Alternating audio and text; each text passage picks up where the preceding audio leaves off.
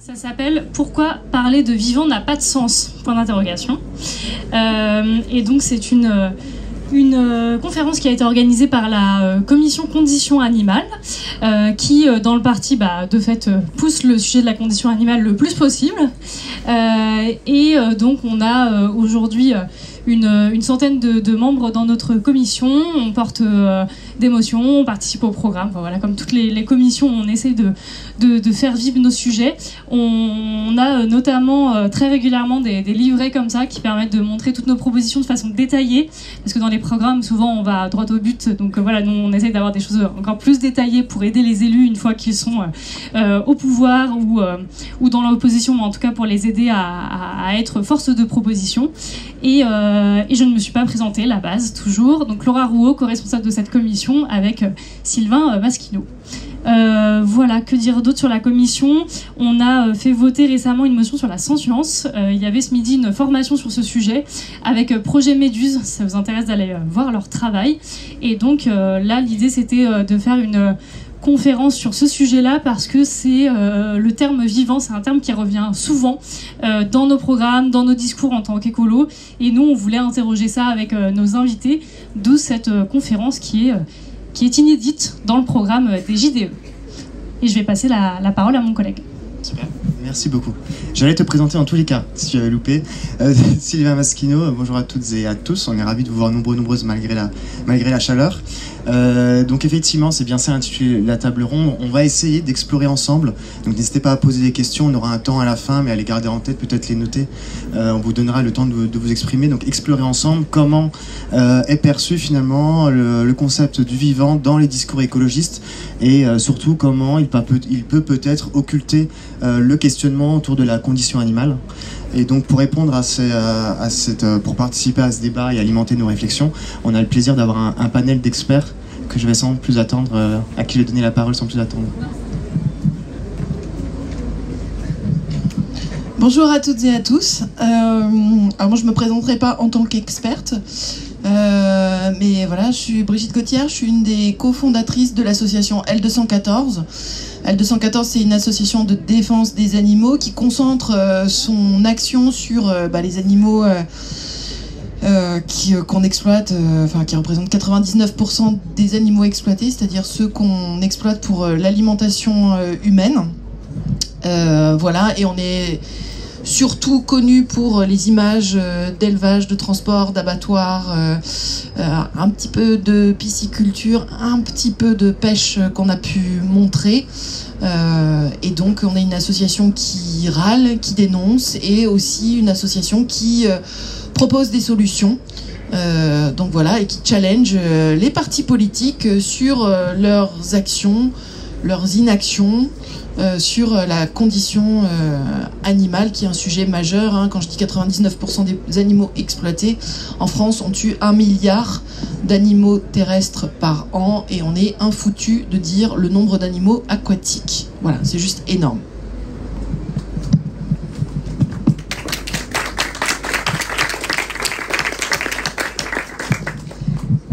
Bonjour à toutes et à tous, merci d'être là aujourd'hui. Donc moi je suis Caroline Rowe, j'ai été députée européenne pendant 5 ans, donc à la dernière mandature.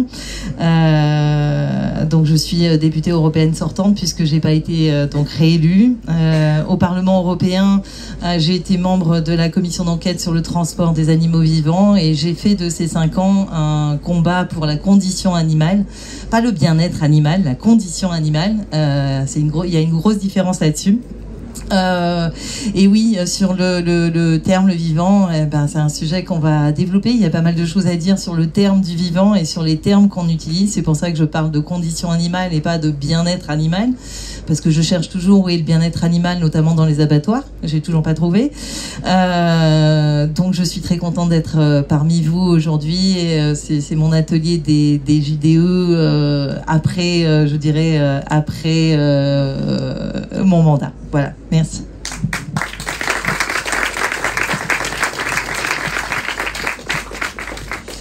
Bonjour tout le monde, moi je m'appelle Victor Durand-Lepeuch. Depuis 3 ans j'anime un podcast Tout le monde voit ce que c'est un podcast. C'est comme la radio, mais en différé. Vous pouvez l'écouter sur vos téléphones. C'est une émission en fait sonore à écouter. Et ça s'appelle Comme un poisson dans l'eau. Et c'est un podcast entièrement dédié à la question du spécisme. Et pareil, au cas où vous ne voyez pas, le spécisme, c'est l'oppression des autres animaux, l'exploitation des animaux, en fait, qui est ce pourquoi on est là aussi pour en parler. Et j'ai aussi, je fais des recherches indépendantes et parfois des conférences, et j'en ai fait notamment sur cette question-là du vivant, de comment penser antispécisme et écologisme ensemble, ou de quels sont les points de tension. Et une partie des points de tension se trouve autour de cet usage du concept du vivant. Donc c'est aussi... j'ai eu parlé de ces questions-là et je suis ravi d'en parler avec vous un peu plus aujourd'hui. Voilà.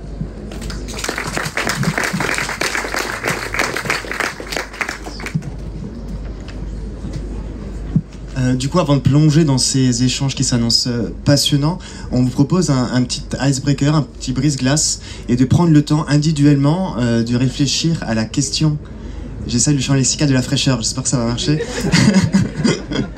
De répondre à la question, lorsque vous entendez le mot vivant, le terme vivant, quel est le premier mot qui vous vient? Donc prenez le temps individuellement de réfléchir à ça. Et d'ici quelques secondes, si vous avez votre mot, n'hésitez pas à le partager à votre partenaire de gauche ou de droite si vous n'avez personne. Et c'est bien de partager entre vous, du coup, ce que vous entendez par là. Du moins le premier mot qui vous vient à l'esprit. Je vous vois pas trop parler. Est-ce qu'il y a eu une volontaire qui souhaite nous dire ce mot? Là, le premier mot qui m'est venu sans réfléchir, c'est mort. Est-ce qu'il y a une personne qui souhaite? C'est comme les couleurs. Hein. Alors nous, avec mon voisin, on avait tous les deux biodiversité comme premier mot qui est venu. J'étais ma recherche sur sol vivant, alors le mot qui m'est venu c'est sol. Le mot vivant fait écho aux personnes à différentes images, à différentes visions du mot, et que c'est assez divers. Et donc on voit bien que c'est un mot qui est à la fois complexe et qui est à la fois riche. Et donc ça nous ouvre, ça ouvre la porte finalement de ce débat où on va essayer de se questionner pourquoi finalement l'usage du mot vivant n'est pas adapté lorsqu'on souhaite parler de conditions animales et qu'on souhaite porter en tant que parti écolo le sujet de la condition animale. Merci beaucoup. Et il y aura un temps effectivement d'échange avec vous à la fin aussi pour qu'on puisse prendre en compte vos questions. Moi, quand je suis arrivée dans ce parti, j'étais déjà antispéciste et j'étais très interpellée par le terme vivant qui est extrêmement utilisé, que moi je ne comprenais pas forcément, mais parce que voilà, je n'étais pas arrivée comme d'autres avec d'autres parcours dans le parti. Voilà, la question que j'aimerais te poser, Caroline, pour commencer, c'est comment est-ce que ce terme il est utilisé aujourd'hui, justement, dans nos discours à nous en tant qu'écolo, en tant que parti, et notamment au niveau européen. Est-ce que tu peux nous dire comment toi tu interprètes, comment tu vois ce terme utilisé? Alors, tu parles bien du vivant. Alors, je vais prendre un exemple d'abord sur l'exemple de la campagne. On a été en campagne sur les européennes et on a beaucoup parlé de vivant pendant cette campagne des européennes. Et en fait, je me pose la question, en fait, c'est quoi la définition du vivant? Puisque là, j'entends biodiversité, sol. J'ai un peu l'impression qu'on utilise le mot vivant dans sa globalité. Mais en fait, finalement, il y a plein de choses dans le mot vivant. Mais la condition animale, pour moi, elle n'y est pas du tout. Puisque, justement, dans les réflexions qu'on fait, quand on pose la question, mais qu'est-ce que vous entendez par le vivant? On parle des écosystèmes, de la nature, des sols, mais sur la condition animale, et notamment au Parlement européen, pour moi, la condition animale au Parlement européen, elle est très peu prise en compte. Et on a plusieurs commissions qui devraient parler de la condition animale et non pas du vivant, puisque la condition animale, c'est transversal. Ça peut être en agriculture, sur l'élevage, ça peut être en pêche, parce qu'en pêche, on ne parle pas de condition animale.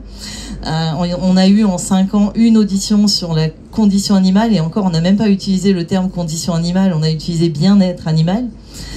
Donc, ouais, pour moi, le vivant n'intègre pas, pour moi, forcément la condition animale, et je trouve que c'est super dommage. Donc, ça a été un petit peu l'objet de ma réflexion pendant cette campagne des européennes, de se dire, oui, on a parlé du vivant, mais finalement, on n'a pas parlé de condition animale. Et c'est un sujet qui, pour moi, m'a beaucoup manqué, parce qu'il a été englobé dans quelque chose mais pas individuellement. C'est comme quand on parle de, comme tu le disais, le nombre d'animaux abattus. Si je prends la commission pêche, on parle de tonnes de quotas, mais on ne parle jamais d'individus, alors qu'on parle d'une espèce des poissons. Et je pense qu'on a énormément de choses à revoir sur les termes qu'on utilise, conditions animales, bien-être animal, et sur le vivant en général. Merci. Et pourquoi tu penses qu'on utilise ce terme? Pourquoi chez les écolos on est attaché à ce terme du vivant? Est-ce que tu sais est-ce que tu formules une hypothèse tu as commencé à le dire, mais quel impact en fait en termes politiques, quel impact en termes d'action aussi pour les animaux? Comme je disais, en fait, la condition animale, au sein du Parlement européen, en tout cas, pour moi, c'est la grande oubliée. On a un intergroupe animal qui est un sous-groupe, c'est pas une commission. On a demandé à ce qu'il y ait un commissaire dédié à la condition animale. On n'en est pas encore là, hein. On l'a demandé, mais je suis pas sûre qu'on l'obtienne là. Enfin, là, sur cette mandature-là, ça m'étonnerait. Mais j'ai vraiment l'impression que quand on parle de condition animale, on dérange quelque chose, on dérange un lobby certainement, mais c'est pas suffisamment représenté, c'est pas suffisamment parlé. En tout cas, moi personnellement, quand je parle de conditions animales et notamment en pêche, je relève beaucoup sur la pêche parce qu'il n'y a rien sur la condition animale en pêche. Sur l'abattage des poissons, il n'y a absolument rien. Et à un moment donné, on parle de fin de l'élevage en cage, mais on va développer l'aquaculture, mettre des poissons en cage. Donc il y a des incohérences au niveau de la pêche. Et je trouve que ça, c'est une question de volonté politique. Il faut vraiment qu'on ait cette volonté politique de parler de conditions animales à part du vivant. Il faut vraiment que aujourd'hui, nous, en tant qu'écolos, on parle de conditions animales et qu'on arrête de parler du vivant. Et ça, c'est mon point de vue, en tout cas. Merci. Pour compléter, Victor, toi qui as un podcast sur l'antispécisme, tu t'interroges beaucoup aux termes qui sont utilisés, notamment en lien avec les animaux. Est-ce que toi, tu arrives à expliquer, ou en tout cas, est-ce que tu as entendu peut-être certains de tes invités réussir à expliquer pourquoi est-ce que les animaux sont si peu cités, ou en tout cas qu'on englobe ça dans quelque chose de beaucoup plus grand? Est-ce que c'est quelque chose que toi, tu as pu avoir comme réflexion, comme réponse, ou début de réponse en tout cas?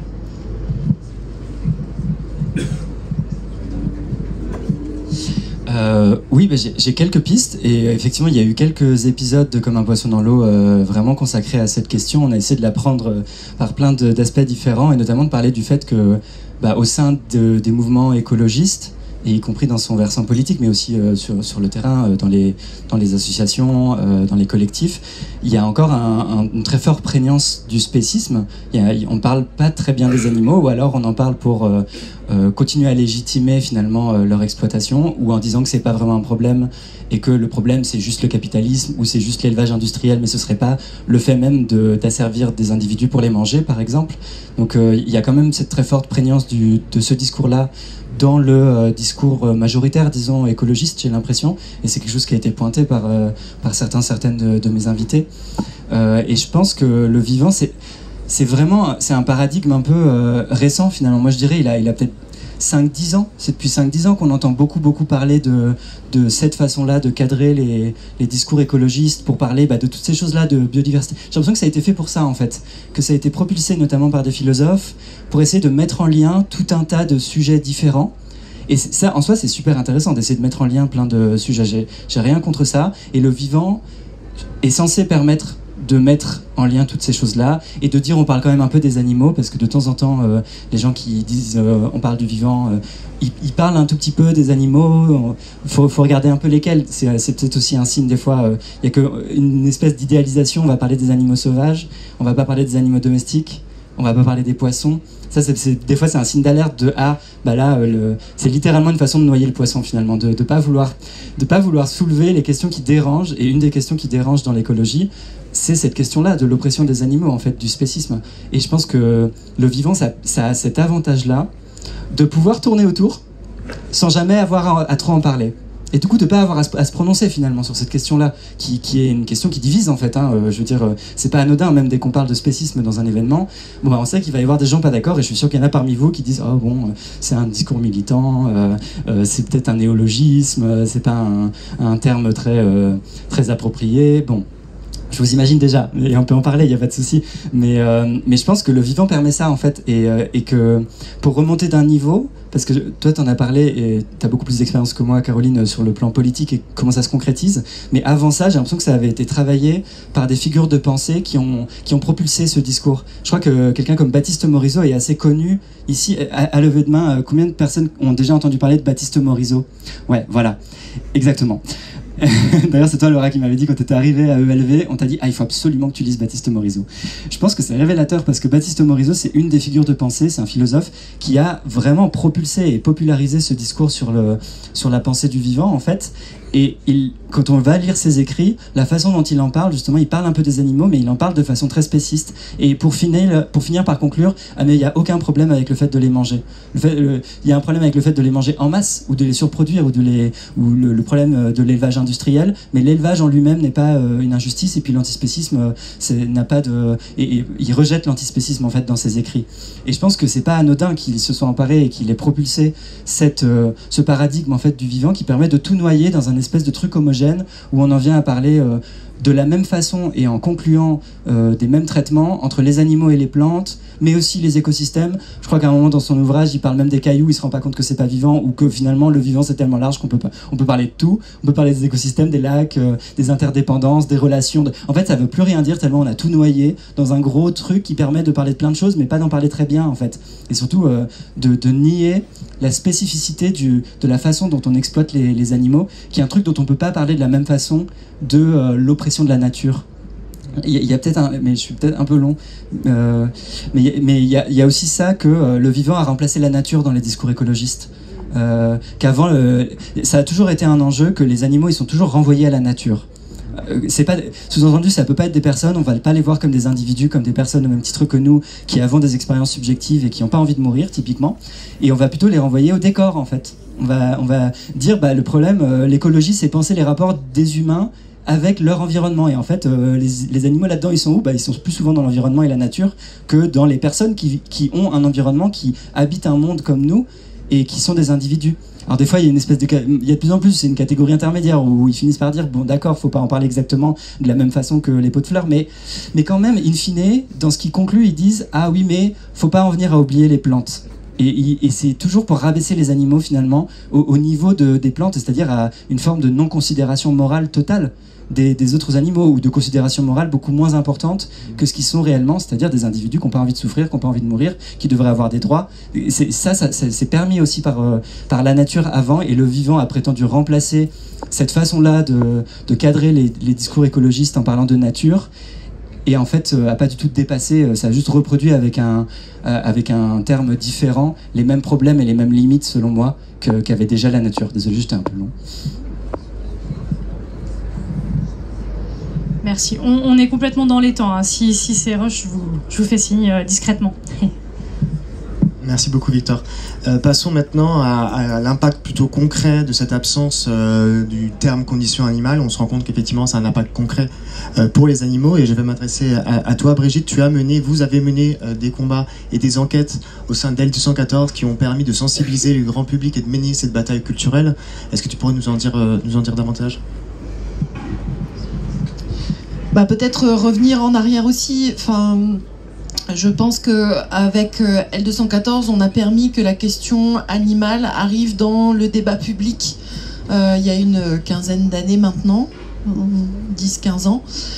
Auparavant, quand on parlait de défendre les animaux, on parlait des chiens et des chats. Et puis de l'autre côté, il y avait la nature. Donc les chiens et les chats, ils sont pas trop dans la nature, ils sont dans nos maisons. Et puis après, il y avait la nature de l'autre côté. Et il y avait un impensé par rapport aux animaux qui sont dans les élevages.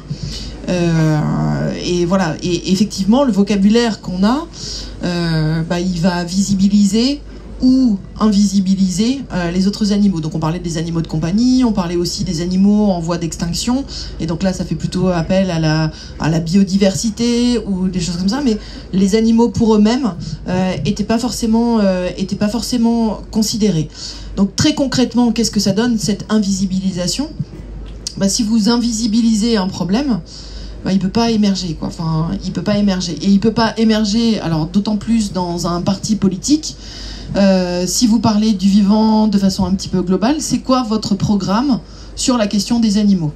Et là où on va le voir très concrètement, alors déjà pendant la campagne des européennes, effectivement on a assez peu parlé de ce qui arrive aux animaux, alors qu'au niveau européen, on a une initiative citoyenne européenne qui a été lancée par Compassion in World Farming, qui a rassemblé quand même 1 million d'Européennes et d'Européens pour dire il faut revoir la réglementation. Alors c'était pas abolitionniste au sens arrêter de considérer les animaux comme de la nourriture, mais c'était déjà juste de dire il y a des conditions d'élevage, de transport et d'abattage où tout le monde est d'accord, c'est absolument indécent ce qu'on fait subir aux animaux sous prétexte de les manger, et il faut au minimum réviser cette réglementation, rendre moins pire ce qui se passe pour les animaux. Ça on l'obtient pas au niveau européen. Dans le programme, je vais être chiante, hein. Dans le programme du NFP, il y a 3 lignes.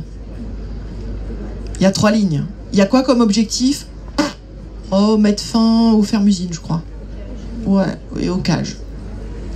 C'est un peu léger, quoi. Bon sang, c'est un peu léger, quoi. Et quand est-ce qu'on touche à la question de l'alimentation? Ouh, le tabou, le tabou, le tabou. Quand est-ce qu'on va regarder le contenu de nos assiettes? Oui, c'est hyper intime. Évidemment que c'est intime.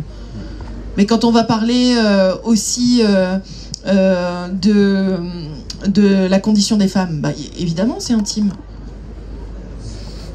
Le personnel est politique, surtout quand il se passe en cuisine, comme par hasard. Voilà, donc c'est la même question qui est là, c'est la même question qui émerge.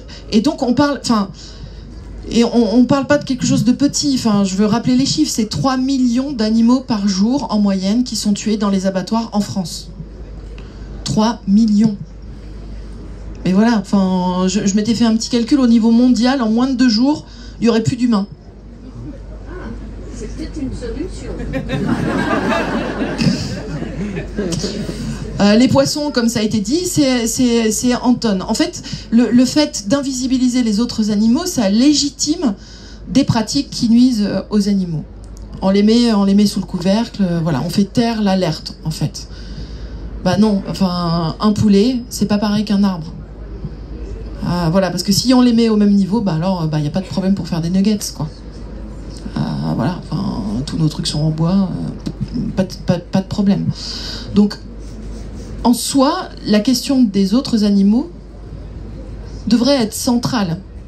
Et quelque part, je vais vous renvoyer à vos textes, les amis. Je vais vous renvoyer à vous-même. Les Verts et la condition animale. Les Verts sont le seul parti politique à présenter un programme de défense animale complet. Dès leur création, ils s'étaient dotés d'une commission animaux. Et leur proposition était prête dès 1983 pour un programme municipal de cohabitation harmonieuse humains-animaux, puis en 1984 pour un programme général. Et ça commençait par l'espèce humaine est la seule aujourd'hui à détenir pouvoir de vie et de mort sur les habitants de la planète. C'était pas sur le vivant, c'était sur les habitants. C'est hyper important de considérer les autres comme des habitants, comme des cohabitants. Donc, comme sur les habitants de la planète, nous compris. Ce pouvoir exorbitant ne nous incite malheureusement pas à gérer cette hégémonie avec la prudence et la modestie qui s'imposent. Notre attitude vis-à-vis des animaux en particulier reste fondée sur la domination et l'exploitation abusive, et nous-mêmes, avec eux, en subissant les conséquences. Au nom de ce qui nous différencie de l'animal, au nom de l'humanisme et des cultures que nous avons construites, au nom de notre capacité de compassion, il est temps de changer d'attitude et de mentalité vis-à-vis des animaux et de tout mettre en œuvre pour cesser de leur infliger des souffrances. les Verts sont conscients qu'il s'agit là d'une entreprise de longue haleine. Et il y avait tout un programme qui était avec. Voilà, donc la commission conditions animales, quelque part, vous l'avez renouvelée en 2012, si je ne dis pas de bêtises. Mais elle avait disparu pendant de longues années au sein du mouvement écologiste. Pourquoi avoir abandonné les autres animaux ? C'est une question qu'on peut légitimement vous poser en tant que parti. Voilà. Et la question du vivant, tout est dans tout, tout est dans tout. Non, on parle de rien. Enfin, du coup, on pourrait parler des droits de l'humain. Mais alors, quid des personnes racisées, quid des femmes qui subissent des violences systémiques qui sont bien particulières. Parler des autres, des autres problématiques qui sont intra-humaines en fonction de là où on est né, de notre sexe, de notre âge, l'agisme, le validisme, etc., etc. Enfin, à ce moment-là, du coup, on n'a que des termes hyper globalisants. Non, il y a des violences systémiques qu'il faut adresser comme étant des violences systémiques. Et les violences systémiques à l'égard des animaux, elles s'expriment jusque dans la chair des animaux.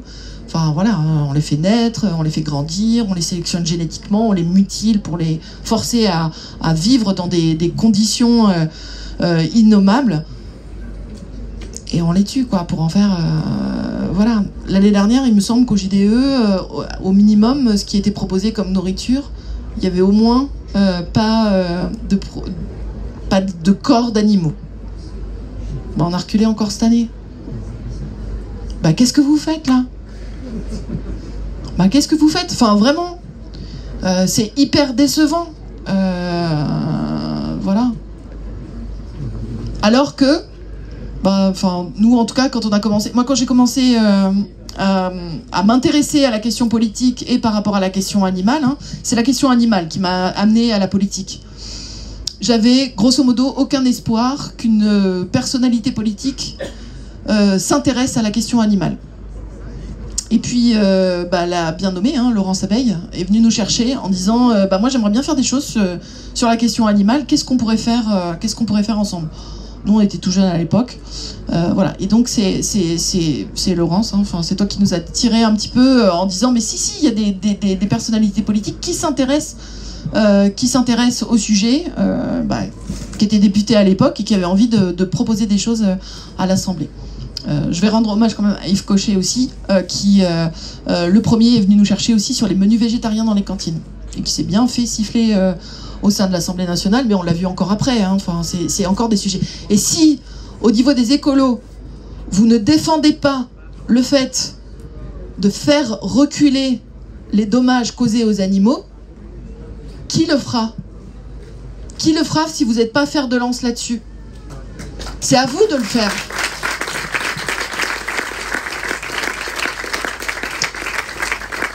Alors jusqu'ici, avec L214, on a vraiment accompagné, on a proposé des mesures de programme, qui étaient juste... on a enfoncé plein de portes ouvertes, quelque part, puisque le programme, celui-là, c'est celui de 1996, mais j'ai retrouvé celui de 1987, etc. Le programme était déjà complet. Fin de l'élevage intensif, industriel, ferme-usine, appelez-le comme vous voulez, c'était déjà dans les programmes. La diminution de la consommation de produits d'origine animale, c'était déjà dans les programmes. Donc ça... Depuis les débuts, je pense, c'est à peu près dans vos programmes. Donc quand est-ce qu'on passe réellement à l'action ? Alors on le voit, rendons quand même, dans les communes, on le voit dans certaines mairies, ça avance. Mais quand même, au niveau national, au niveau européen, je pense qu'au niveau des écolos, vous pouvez faire mieux que ça. Vraiment. Prendre la parole, poser dans le débat public cette question-là. Et pas... uniquement sous l'angle l'environnement, les émissions de gaz à effet de serre. Oui, bien sûr, on a un levier formidable. Un seul levier, on actionne 36 trucs. La santé, l'environnement, les questions sociales, les questions de rapport avec les autres régions du monde. Voilà. Mais n'oubliez pas, les animaux, c'est les premiers impactés. Dans leur chair. Dans leur chair.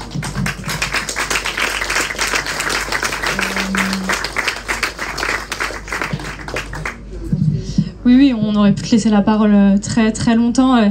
Je vois quelqu'un avec un t-shirt vegan badass là-bas, j'adore. Je te demanderai après où tu l'as acheté. Mais soyons tous et toutes badass et allons dire au parti que les animaux morts dans nos assiettes, c'est pas ok en fait. Voilà. Avec Sylvain, on s'est battu pour pas que ce soit le cas cette année pour des raisons organisationnelles. Voilà, ça a été le cas. Pourtant, c'est une motion qui a été signée par le parti que nous on a aussi engagé pour plus que ce soit le cas parce qu'il y avait eu à DJDE une année des animaux morts il y a quelques années. Et voilà, et du coup le parti s'était engagé, c'est aussi un engagement au sein du parti pour ces événements internes de ne pas avoir ce type d'alimentation sur la table. Donc voilà, je pense que collectivement aussi on peut aller interpeller le parti en disant l'année prochaine on ne veut plus que ça se reproduise et je compte sur vous pour ça et je te redonne le micro Sylvain. Juste pour dire, les premières JDE où je suis venue, j'avais suivi un petit peu les eurodéputés et c'était par ce biais-là que je suivais un petit peu l'actualité d'Europe Écologie Les Verts à l'époque. Et j'avais beaucoup échangé avec les eurodéputés allemands.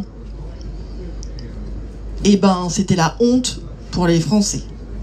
Voilà, on m'a parlé de foie gras, on m'a parlé, mais ils imaginent pas qu'on puisse faire des repas sans avoir de viande, les eurodéputés français. Bon, bref. Bougez.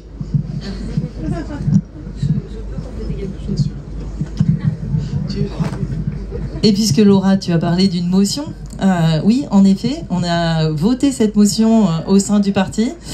Et moi, j'ai été choquée pendant la campagne des européennes ou pendant les meetings que je faisais sur la condition animale.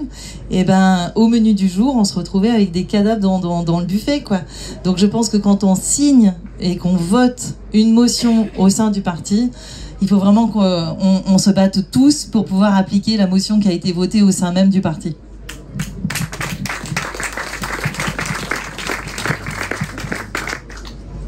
Et en complément des propos de Laura, merci beaucoup Brigitte pour ces mots forts, mais qui je pense sont nécessaires. Donc nous, on était heureux de pouvoir te laisser cet espace lors d'un atelier pour que tu puisses aussi nous dire ça et l'entendre. D'un point de vue politique, je vais me retourner vers toi, Caroline. On le sait, tu as mené des combats pendant ton mandat pour protéger les animaux et on t'en remercie encore. Je pense qu'on peut l'applaudir d'ailleurs pour ces combats.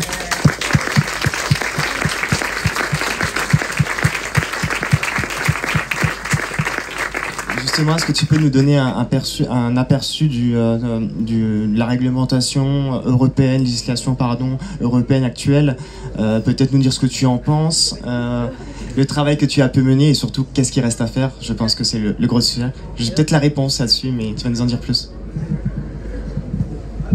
Alors je pense que la réponse, elle va être longue sur ce qui reste à faire. Et oui, en gros, alors grâce au Vert, on a quand même obtenu une commission d'enquête sur le transport des animaux vivants, hein, puisque à la précédente législature, on s'était battu pour avoir cette commission d'enquête. On a fini par avoir cette commission d'enquête. On a travaillé pendant 2 ans et demi sur cette commission d'enquête. On a émis des recommandations par rapport à celle-ci. Par rapport à tout ça, on a fait pression sur la Commission européenne pour avoir une révision sur la législation bien-être animal, puisque ils utilisent ce terme-là, hein, bien-être animal. Aujourd'hui, malheureusement, sur des guéguerres politiques et sur la place de la présidence de la Commission européenne, on était arrivé en fin de mandat et bien sûr, la révision sur la législation bien-être animal est dans un tiroir. Je ne sais pas si ça va en sortir un jour. Et donc, on se retrouve cet été, j'ai été encore derrière les camions à suivre les camions. Il fait 35 degrés et on se retrouve avec des cochons à bord des camions qui n'ont pas d'eau, qui sont absolument pas en état d'être transportés. On se retrouve avec ces aberrations de transport. C'est vrai que moi, j'ai aimé pendant cette période au Parlement européen faire des enquêtes de terrain. Travailler avec les ONG, on s'est retrouvés sur le terrain avec toi, que ce soit sur les abattoirs avec L214 ou sur le transport des animaux, où en fait je m'aperçois qu'une vache qui naît en France est transportée dans un camion et ensuite déchargée à Carthagène en Espagne dans une ferme d'engraissement, est engraissée pendant quelques mois pour ensuite être retransportée sur un camion et ensuite être retransportée à bord d'un navire où il n'y a aucune réglementation et aucun contrôle sur les navires pendant des heures et des heures pour ensuite être abattus à destination. Et en plus, à destination, ils arrivent, il fait plus de 40 degrés, c'est dans les pays d'Arabie Saoudite, hors Union Européenne. Et pour moi, ça, c'est une aberration totale. Donc ça, on doit dire stop à tout ça. Nous, on est contre l'exportation et le transport d'animaux vivants parce que il y a d'autres méthodes qui existent. Donc ça, c'est sur le transport. Et puis, il y a plusieurs réglementations qui sont en cours. Hein. On parle de fin d'élevage en cage. Alors, on n'y est toujours pas sur la fin de l'élevage en cage. Et je vais faire le lien avec l'aquaculture puisqu'on va débloquer des fonds. J'ai été aux négociations en Croatie sur le développement de l'aquaculture. On va se retrouver comme l'agriculture intensive avec des fermes aquacoles en mer ou sur terre, avec des poissons en fait qui sont élevés en cage. Donc on enferme des poissons en cage et qu'est-ce qu'on me répond? Ben, ça ne sont que des poissons. Ça, c'est le dialogue que j'ai entendu pendant 5 ans en commission de la pêche. Et je me suis bien fait rire au nez quand j'ai demandé une audition sur le bien-être animal des poissons, sur la condition animale des poissons. Et on m'a répondu, ce ne sont que des poissons. On a réussi à avoir une audition. Donc ça a été un premier pas par rapport à la commission de pêche. Et ça a été une avancée. Ce qui en ressort aujourd'hui par rapport à la commission de pêche et à la condition animale, c'est qu'on va développer ces fermes aquacoles et puis on va développer aussi l'aquaculture de poulpe en Espagne. On va développer des fermes-usines. On parlait de Sentience tout à l'heure, d'un animal qui est extraordinaire. Cette année, malheureusement, pour des questions personnelles, j'ai pas pu plonger, mais en général, je plonge tout au long de l'année. Et j'ai fait connaissance avec des poulpes. En fait, je me suis aperçue de la sensibilité de ce poisson, enfin de ce poulpe. Quand un jour j'ai fait sa rencontre et il a changé de couleur et je me suis dit oh mon Dieu, il a eu peur, il est devenu blanc et j'ai appris à les connaître et c'est un animal qui a une sensibilité extraordinaire et on n'en parle pas de ça et on me répond bah oui mais c'est la tradition, on veut manger du poulpe, on nous demande à manger du poulpe et oh mon Dieu, pour notre sécurité alimentaire on veut développer des fermes aquacoles et si on revoyait notre mode de consommation et qu'on mangeait moins de viande et moins de poissons. Après, tu parlais tout à l'heure des initiatives citoyennes européennes. En fait, une initiative citoyenne européenne, c'est 1 million de signatures. C'est une pétition à plus d'1 million de signatures de pays différents. Et on en a eu beaucoup au sein du Parlement européen. Et quand on regarde ces initiatives citoyennes européennes, la plupart, c'est sur la condition animale. Et ça doit faire réagir la Commission européenne dans les 6 mois de l'obtention de ce plus d'1 million de signatures. Il y en a une qui est en cours aussi, c'est sur la coupe d'aileron de requin.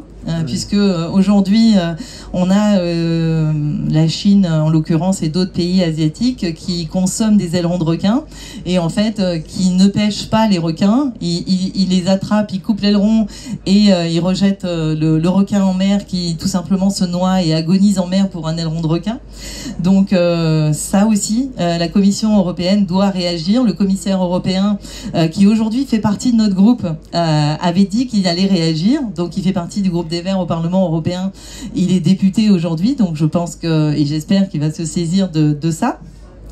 Et ce qu'on a aussi qui arrive sur la table au sein du Parlement européen, c'est la directive Chien-Chat, où il manque énormément de paragraphes, notamment sur l'utilisation des chiens de chasse, hein, puisque ça aussi, ça a été une question, je l'ai lu pour l'instant en travers, mais il manque énormément de choses, dont l'utilisation des chiens de chasse, la chasse à courre. Moi, j'ai participé à une chasse à courre où je vois l'aberration d'aller courir. J'ai jamais vu autant de 4x4 de ma vie, de voitures de ma vie, de cyclistes, de personnes qui entouraient un animal et qui faisaient en sorte de l'épuiser pour pouvoir l'attraper. Et s'il est trop petit, on le fait manger par les chiens.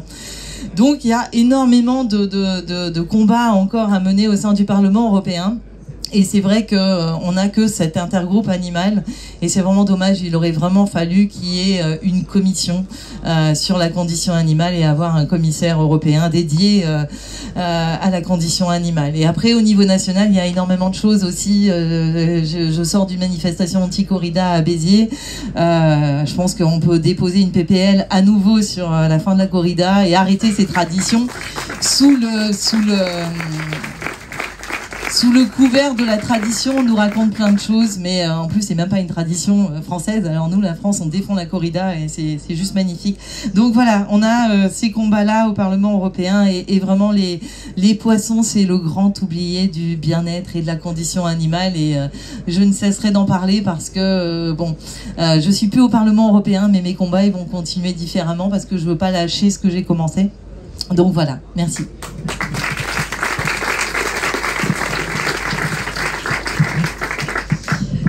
Alors, on a parlé de tout ce qui ne va pas. On a dressé un constat, qu'il faut faire évoluer,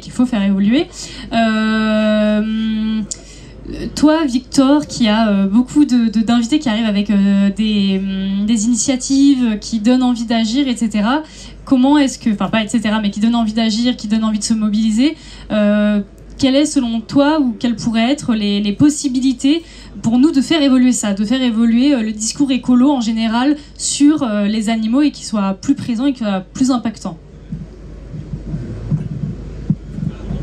Alors juste avant de te répondre, je voulais bien rebondir sur ce que tu disais. Ça me touche beaucoup que tu dises à quel point c'est important la question des poissons, parce que moi c'est ce qui m'a motivé à appeler le podcast Comme un poisson dans l'eau. C'était vraiment volontaire, je savais que les poissons sont des animaux complètement oubliés, y compris au sein des luttes animalistes. Parfois on a tendance à parler plus facilement des animaux qui nous sont plus proches ou qu'on trouve plus charismatiques ou en qui on peut plus facilement se projeter. Et c'est vrai qu'on a plus de mal à se projeter dans la vie subjective d'un poisson et qu'en plus c'est des milieux très différents de ceux dans lesquels on vit sur Terre.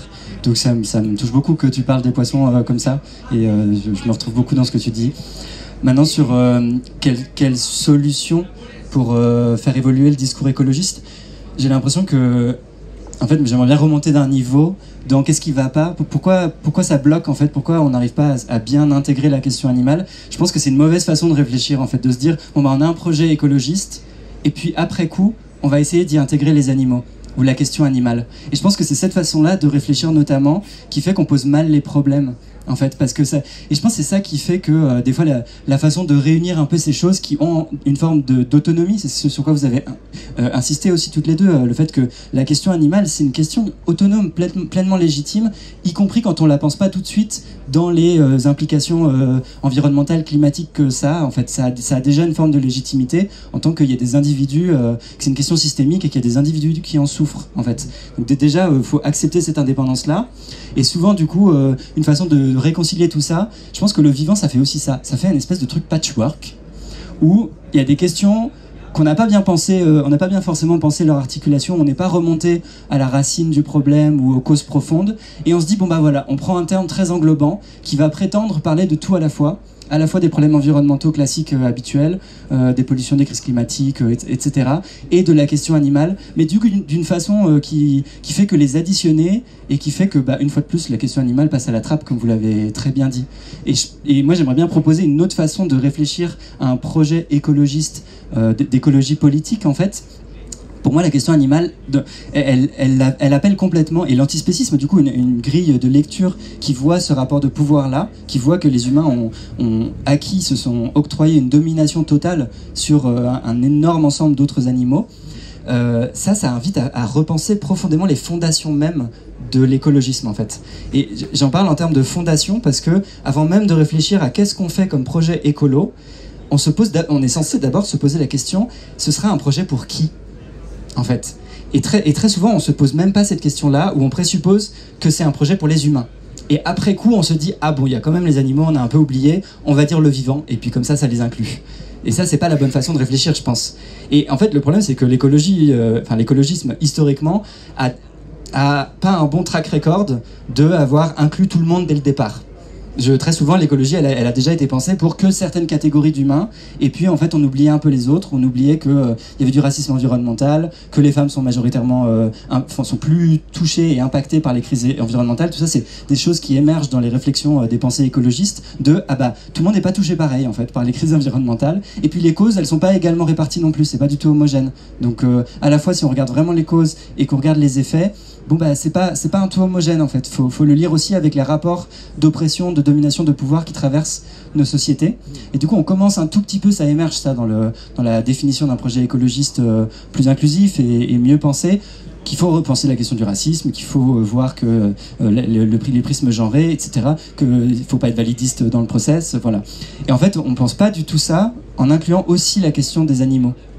Et du coup, quand on se pose la question, c'est pour ça que c'est une question fondatrice en fait, c'est que quand on construit une maison, il faut d'abord partir sur des bonnes fondations. Et une partie des fondations en termes de réflexion d'un projet politique, c'est ce sera pour qui. Et surtout, pour qui c'est, ça pose aussi la question de qui reste à la porte de ce projet. Qui s'en retrouve complètement exclu. Et alors, exclusivité, mais en fait, c'est ce qu'on dit depuis le début, les animaux sont restés à la porte de tous les projets écolos depuis ces dernières décennies, en fait. À chaque fois, les animaux, ils sont pas là. Ou alors, ils sont là, mais comme figure du monde sauvage, comme d'autres qui, juste, ils viennent encore dire des choses sur les humains, ou juste on parle du rapport qui est profondément problématique des humains à leur environnement, mais une fois de plus, on renvoie les animaux à l'environnement. Et du coup, si on reprend moi, ça m'a vraiment beaucoup interpellé, là, la lecture que tu as faite, Brigitte, où ça parle des animaux comme les habitants et les habitantes. Parce que moi, c'était quelque chose que j'avais prévu de dire, et du coup, je trouve ça incroyable que les écolos le disaient déjà il y a quelques décennies. C'est qu'en fait, penser l'écologie, une des métaphores un peu éculées, c'est de dire, l'écologie, c'est prendre soin de la maison dans laquelle on habite, et de penser nos relations avec cette maison-là. Bon. C'est un peu simpliste, je veux dire, il y a plus à en dire, mais c'est une bonne façon de faire ressortir un des éléments problématiques de la façon dont les animaux existent dans les constructions habituelles de l'écologie. C'est que souvent les animaux, ils sont dans les murs. Je m'explique, les animaux, ils font partie du décor, en fait. À chaque fois, on en parle de la même façon qu'on parle des forêts, qu'on parle des océans, qu'on parle des écosystèmes, en fait. Et on dit « et les animaux ». Et du coup, c'est ça le problème. En fait, les animaux, c'est des habitants et habitantes aussi de la maison. Ils sont pas dans les murs et ils sont pas dans le décor. Et je pense que réfléchir à un projet écolo qui les reconnaît comme sujet politique, en fait, comme des personnes qui vont pâtir aussi des conséquences de nos actions politiques, ou qui au contraire pourraient être impactées positivement si on pense des projets plus émancipateurs, et notamment des projets qui mettent fin à des formes de domination totale sur eux. Je pense que c'est cette façon-là de réfléchir à un projet écologiste qui, dès le départ, se dit qui va être touché par ce projet-là. Et la réponse à ça, et c'est pour ça que la réponse c'est pas le vivant, parce que quand on se demande à qui va s'adresser ou qui va être impacté par le projet politique conforme d'écologie, la réponse c'est toutes les personnes qui peuvent être affectées, en fait. Donc les plantes, elles peuvent pas être affectées directement, subjectivement, par les projets politiques. Alors que tous les êtres qu'on dit sentients, c'est-à-dire les êtres qui ont une vie subjective, qui ressentent les choses, qui ont des expériences positives et négatives, qui ressentent des choses, en fait, tout simplement. La très grande majorité des animaux sont des êtres sentients. Les poissons sont des êtres sentients, même si c'était pas reconnu jusqu'à très récemment, en fait, que les poissons peuvent souffrir et peuvent avoir du plaisir, et donc en fait ils peuvent pâtir finalement de nos projets politiques, de notre action sur eux. De la pêche, ça cause des souffrances infinies, mais infinies. C'est vraiment inimaginable à un nombre d'individus incroyablement élevé, à des milliards d'individus. Cette façon-là de se dire, ok, qui est affecté? Les êtres qui ont des intérêts, qui peuvent souffrir finalement, qui peuvent avoir des expériences subjectives. Et c'est pour ça que je trouve que c'est vraiment salutaire cette motion là dont vous avez parlé, adoptée récemment, qui invite à mettre au cœur du projet politique qui est le vôtre chez les écologistes, la notion de sentience. Et je pense que s'il fallait trouver une alternative à la question du vivant et de ce paradigme qui finit par tout noyer et évincer complètement la question animale et la condition animale, comme tu le dis, ça pourrait être les sentients, en fait. Ou en tout cas, c'est un début de piste. Ou les animaux, c'est déjà pas mal, même s'il y a des animaux qui sont pas forcément sentients, mais ils sont tellement peu nombreux que si on dit les animaux, ça revient à peu près au même. En tout cas, c'est ce qui explique la différence entre un arbre, entre le bois là qui fait la tente, qui a pas souffert parce qu'on l'a coupé, et les animaux. Faites pas la même chose avec le brin d'un écureuil qu'avec une branche d'un arbre, en fait. Ça paraît évident à tout le monde. C'est dans le cas de l'écureuil, il en souffre directement. C'est un individu affecté comme nous. C'est pas le cas pour l'arbre. Donc ça fait une différence vraiment fondamentale. Alors on peut avoir un débat sur ça, mais je pense vraiment pas qu'il faille mettre sur le même point, sur le même plan moral, le fait de couper un arbre ou de couper votre carotte dans l'assiette et le fait de couper un écureuil. Mais moi je pense que ça fait partie du problème. Alors on peut en débattre, il n'y a vraiment pas de souci, mais je pense que le vivant ça fait ça fait qu'on octroie le même traitement finalement moral en disant c'est la même chose entre opprimer des animaux puis opprimer des arbres. Mais je pense que ça participe au problème et qu'une bonne façon de refonder le projet politique écologiste, c'est sur une base de qui peut souffrir de ce projet-là. Voilà. Mais évidemment, je suis ouvert aux discussions, hein.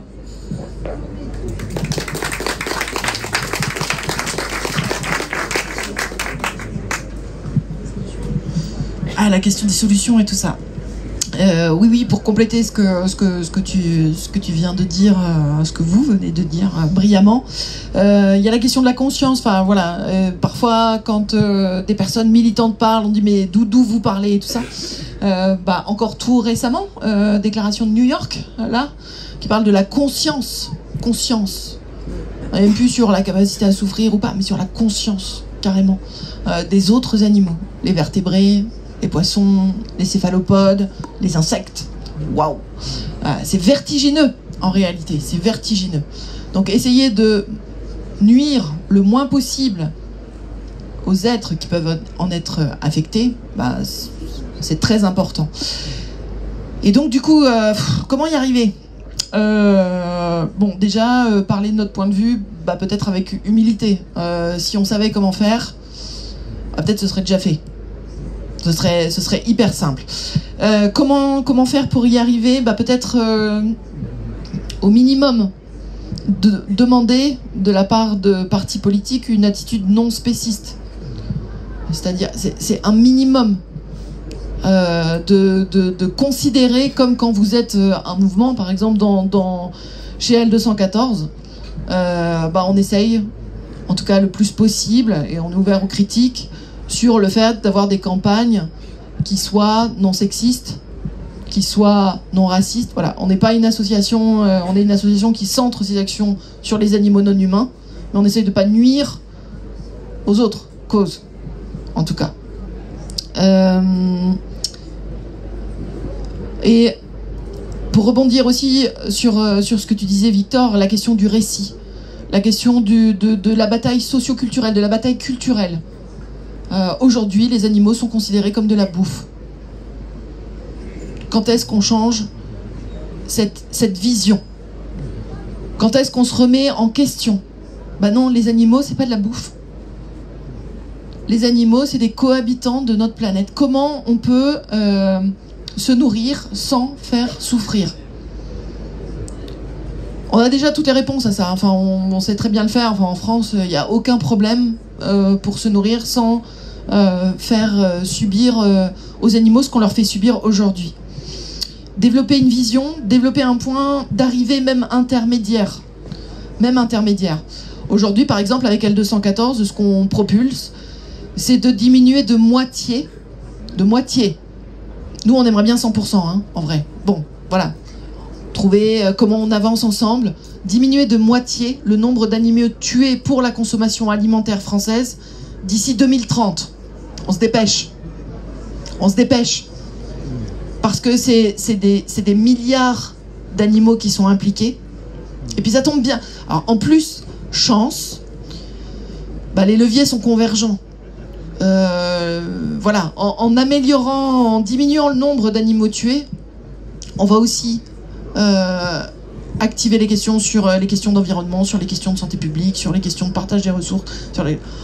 Cool. C'est convergent avec prendre soin de l'environnement, comme c'est la question de l'écologie. C'est aller aussi sur les questions sociales. Voilà, penchez-vous sur les conditions de travail des éleveurs, sur les contrats d'intégration, sur la question des ouvriers d'abattoirs, des ramasseurs de volailles, etc. On a de la chance, ça pourrait être complètement à l'opposé, ça l'est pas. Mais génial, trop bien, avançons. Voilà, rassembler, mettre en avant les initiatives déjà en place, s'intéresser à ce qui se passe dans d'autres pays où ça avance. Je ne sais pas si vous avez entendu parler des Pays-Bas qui ont un petit problème d'excédent d'azote. Voilà, et du coup, voilà. Bon, est-ce que nous on a des excédents d'azote ou de nitrate? Je sais pas. À quoi je pense? Aux algues vertes? Non, à peine. Voilà. Et que peut faire le parti? Il peut réagir, s'appuyer sur le travail des scientifiques, des associations, pousser la question dans le débat public. Évidemment, nos personnalités politiques, elles sont là pour porter dans le débat public justement les sujets. Et c'est ce qu'on attend, nous, en tant que c'est les attentes sociétales. Pour revenir sur le moins 50%, c'est 64% des personnes interrogées par des instituts de sondage qui se prononcent pour un moins 50% en 5 ans du nombre de poissons et d'animaux terrestres tués pour la consommation alimentaire d'ici 2030. 64%. Enfin, il y a combien de mesures qui rassemblent un aussi grand nombre de personnes? Si on parle des élevages qui ne laissent aucun accès à l'extérieur aux animaux, c'est 90%.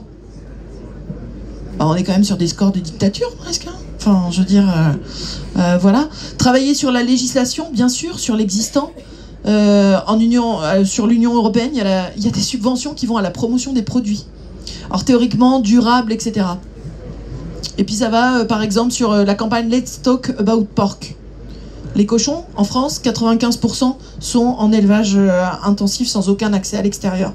Évidemment, il y a les subventions de la PAC. Comment les réorienter pour qu'on change tout ça. En France, on va avoir le projet de loi de finances. Alors, au lieu d'essayer de sucrer les avantages fiscaux des membres des associations, peut-être on pourrait réfléchir un petit peu plus intelligemment sur les choses. Construire des campagnes actives sur le sujet au sein du parti politique. Et puis incarner ce programme. L'incarner tout le temps. C'est pas une question anodine. Il y a quelques années, je me rappelle, Jacques Bouteau organisait justement des ateliers comme aujourd'hui. Et à un moment, on était dans la plus grande des petites salles pour discuter de la question des animaux. Quand est-ce qu'on a une plénière sur la question animale ?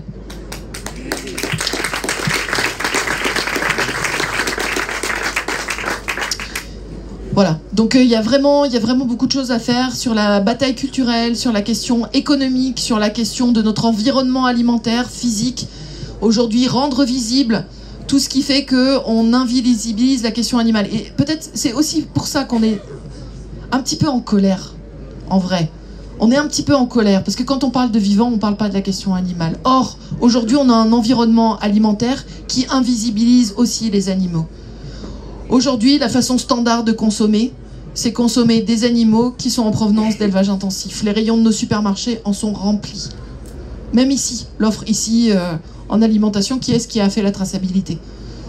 Voilà, c'est ça le plus simple ici. Donc, changeons cet environnement alimentaire, accompagnons la transition, être du côté des autres animaux, ce n'est pas être contre les autres êtres humains, y compris les personnes qui vivent aujourd'hui de l'exploitation animale. C'est essayer de sortir d'une situation catastrophique par le haut, tous ensemble. Mais il faut s'y mettre. Et donc il faut arrêter de mettre le problème sous le tapis, le sortir du tapis. Et il y a plein de mesures qui existent, sur lesquelles on peut avancer très concrètement. Donc voilà, relevez-vous les manches.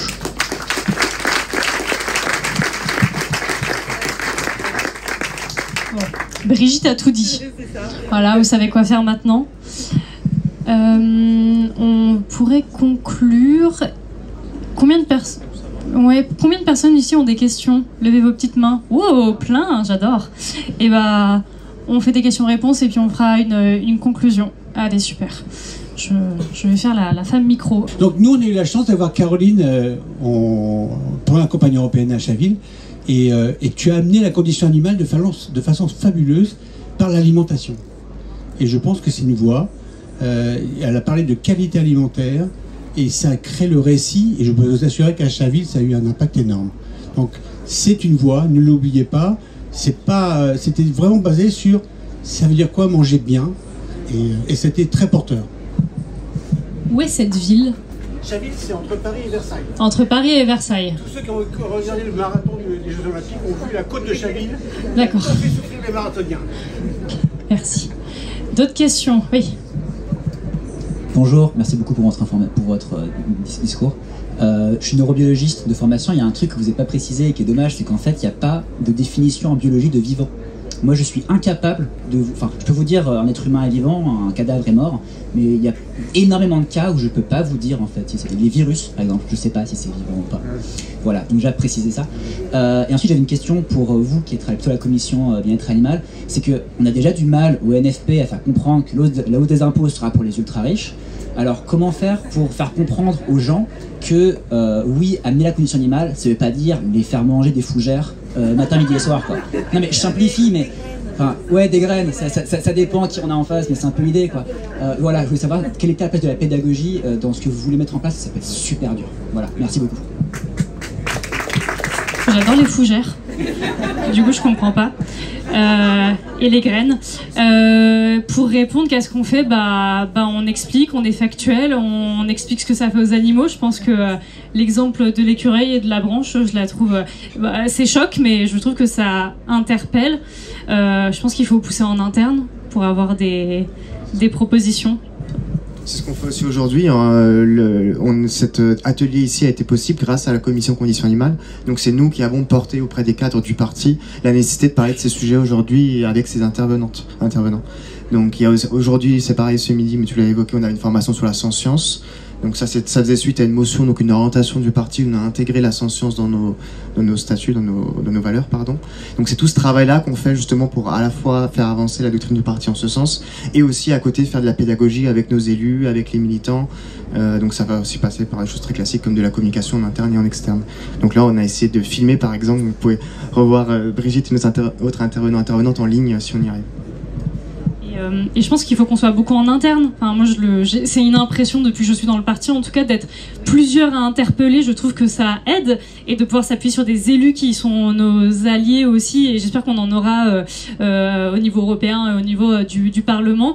Mais voilà, d'être plusieurs. Je ne sais pas si vous êtes ici tous et toutes chez les écologistes, mais c'est aussi des choses qu'il faut faire dans d'autres milieux. Enfin, c'est vrai que c'est dur de lutter pour la condition animale, mais c'est utile d'être dans des milieux qui ne sont pas sensibilisés, je trouve. Parce que voilà, ça fait toujours une personne qui le dit, et puis peut-être demain il y en aura 2, 3, 4, et en fait, à mon sens, c'est aussi comme ça que ça fonctionne.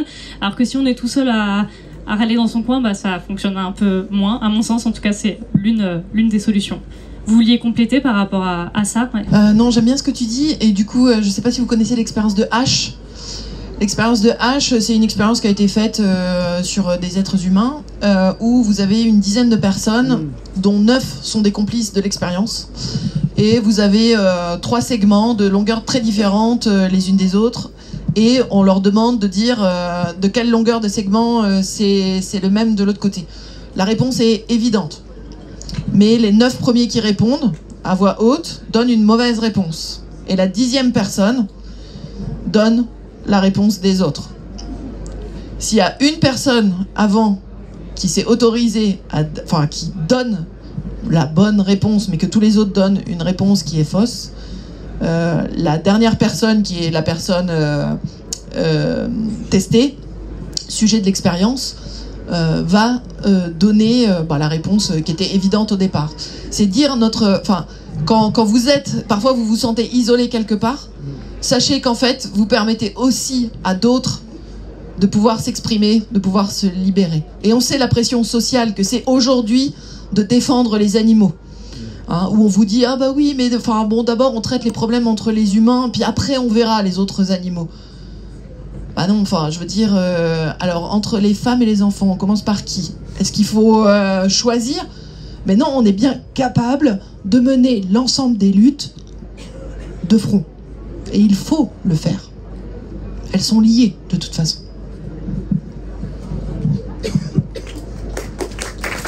Merci beaucoup, c'est super intéressant. Il me semble qu'il manque une dimension dans le discours, c'est que le monde du vivant, les animaux entre eux, sont d'une extrême cruauté les uns envers les autres. Et donc, si on n'en parle pas, on peut passer pour des grands naïfs où on veut défendre les animaux, mais parce que nous, les gentils êtres humains, on doit être gentils avec les animaux, mais les animaux entre eux ne sont pas gentils. Ce qui n'est pas un problème du tout, ce qui ne met rien en cause par rapport à ce qui a été dit, mais je pense qu'on, dans le discours, il faut qu'on l'évoque, sinon on passe pour des... On oublie une dimension, il me semble.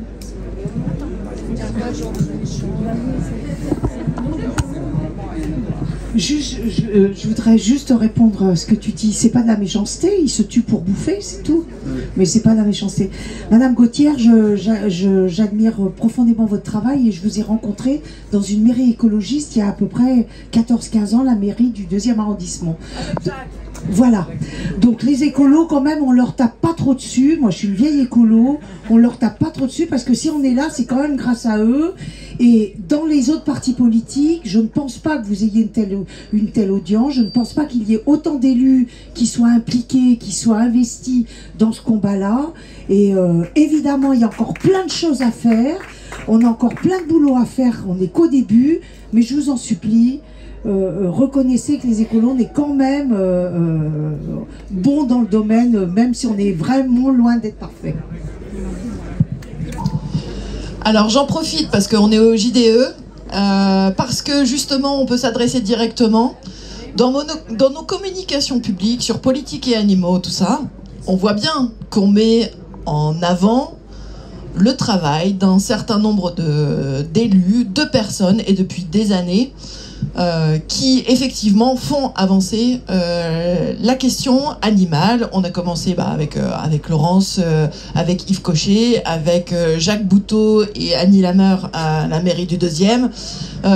Aujourd'hui, on peut saluer le travail de Éric Piolle à Grenoble, mais aussi on peut évoquer Lyon, etc., etc. Ok, et d'autres choses qui sont faites, et notamment la commission conditions animales qui met les bouchées doubles depuis très longtemps, etc. Il n'empêche que c'est largement insuffisant aujourd'hui. On en veut plus. On en veut plus, et on veut que pendant des campagnes, la question des animaux ne passe pas à l'as systématiquement. Pendant les européennes, Caroline, elle a pris la parole. Mais on n'a pas tellement entendu cette question-là. Pendant la présidentielle en 2022 aussi, on a poussé pour que la question animale soit discutée, qu'elle soit dans le programme. Donc oui, elle est apparue dans le programme et tout ça. Et aujourd'hui, on l'a dans le programme du NFP, mais de façon assez légère. On l'avait un petit peu plus forte dans le programme de l'ANUPS. Ne reculons pas.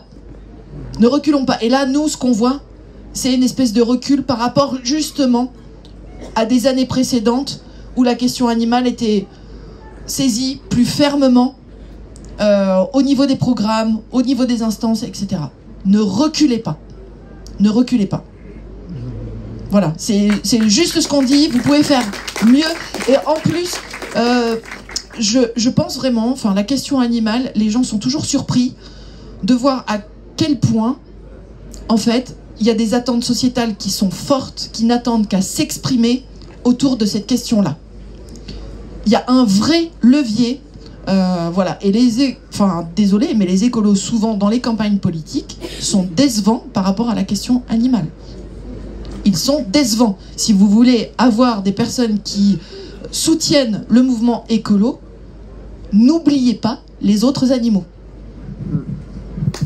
Merci Brigitte.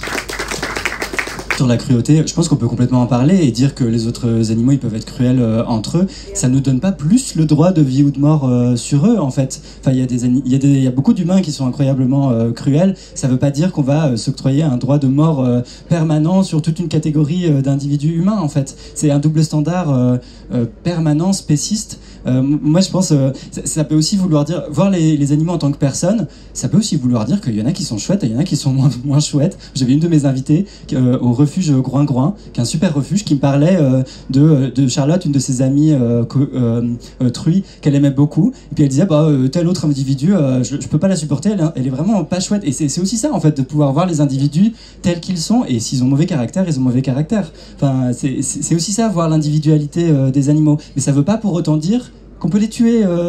Et c'est pareil pour les animaux qu'on appelle liminaires, c'est-à-dire les animaux qui vivent avec nous dans les villes. Ils peuvent être un peu, on peut les considérer comme un peu envahissants, puis ils sont des fois dans nos espaces, on n'a pas envie de partager le même espace. En fait, ça me fait penser à Amandine Sanvicens de l'association Paz, qui souvent dit faut changer le regard vraiment sur ces animaux-là, faut les voir comme des voisins. Et entre humains, quand on a des problèmes avec nos voisins, des fois on peut pas les supporter, des fois il y a des vrais conflits, notre premier réflexe c'est pas de tuer nos voisins. C'est la même chose en fait pour les autres animaux. Il faut essayer de trouver des façons de cohabiter et éventuellement de faire en sorte qu'on respecte notre espace et de s'en partager et puis d'en laisser aux autres aussi. Mais le premier réflexe doit plus être la tuerie systématique. Ça, c'est vraiment le signe de la domination que les humains s'octroient sur tous les autres animaux. Pour autant que je sache, dans le monde animal, en excluant donc les êtres humains, le monde animal, on va dire comme tel qu'on le conçoit généralement, il n'y a pas de cruauté, ou très peu. Il y a des fourmilières qui se battent contre d'autres fourmilières pour des raisons d'aller de territoire et autres, donc il y a des bagarres, mais la cruauté, vraiment, ce qu'on appelle la cruauté, la violence, c'est vraiment très une affaire d'humain. Et on voit bien avec la corrida le plaisir que peuvent avoir des gens à avoir des taureaux massacrés. C'est le cas avec d'autres situations. Voilà, je pense que c'est une question qu'on n'a pas suffisamment creusée sur cette question de la violence et de la cruauté, quand même, qui est très propre à nous. Enfin, voilà. Deuxième sujet, une des difficultés qu'on peut avoir, c'est dans nos discours politiques de savoir aussi s'adapter à qui on parle, en particulier dans les campagnes électorales. Il est clair que dans les milieux urbains, bourgeois, cette question de l'alimentation a évolué, on peut dire, y compris énormément chez les jeunes.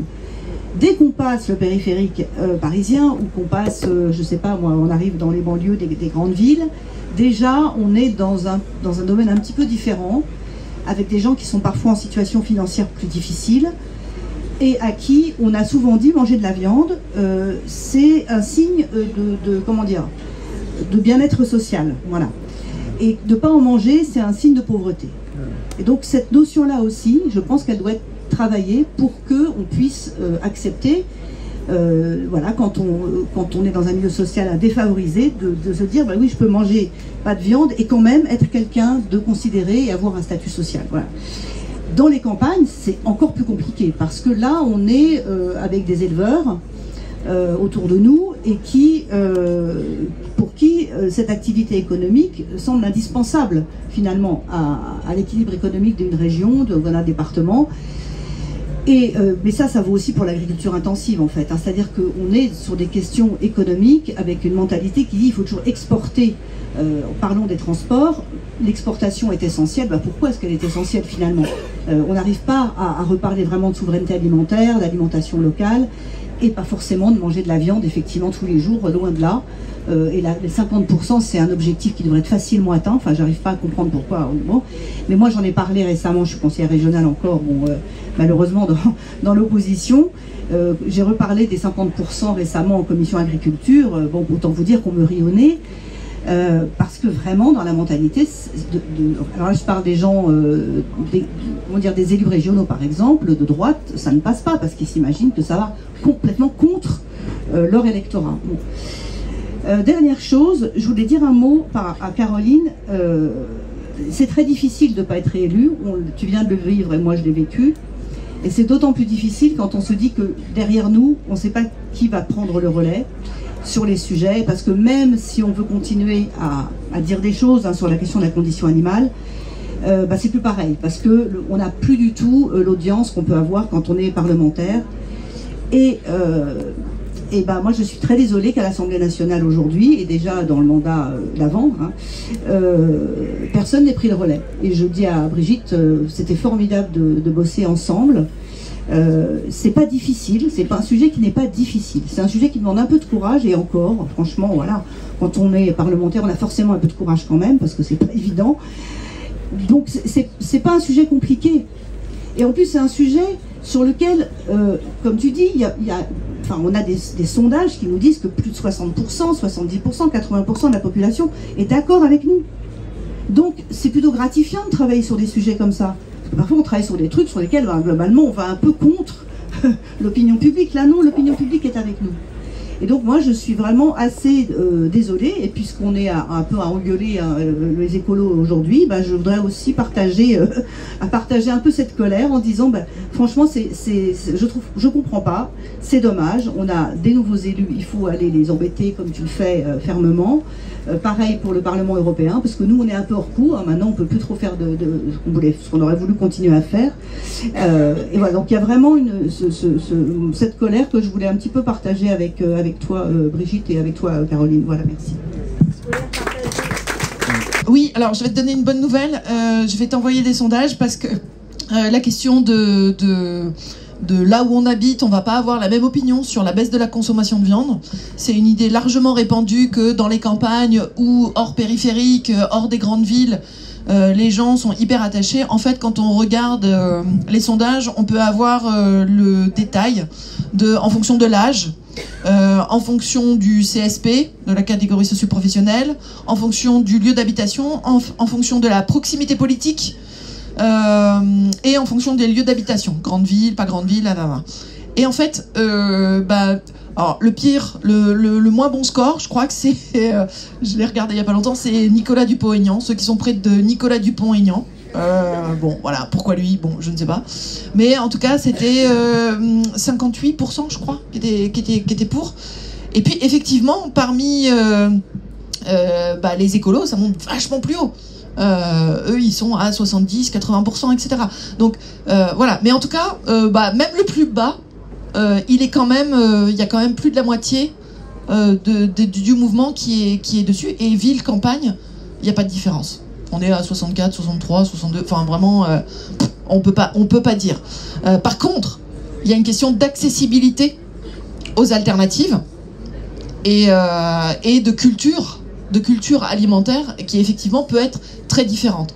Et c'est là où on va devoir batailler justement sur la disponibilité, sur qu'est-ce qui est disponible en supermarché.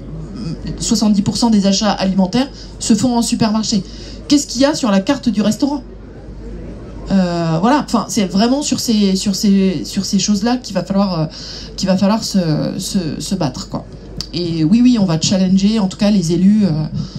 C'est clair et net, et challenger les élus. En fait, ce que je voulais dire aussi, c'est que tu dis, les élus de droite, évidemment, mais les élus de droite, ils sont aussi à côté de leur pompe par rapport à leur électorat. Ils sont totalement à côté de leur pompe. Donc voilà, enfin, de partout, les gens demandent à ce qu'on avance sur la condition animale, sur les questions d'élevage intensif, sur les questions d'alimentation. Tuer moins d'animaux, oui, ça parle à tout le monde.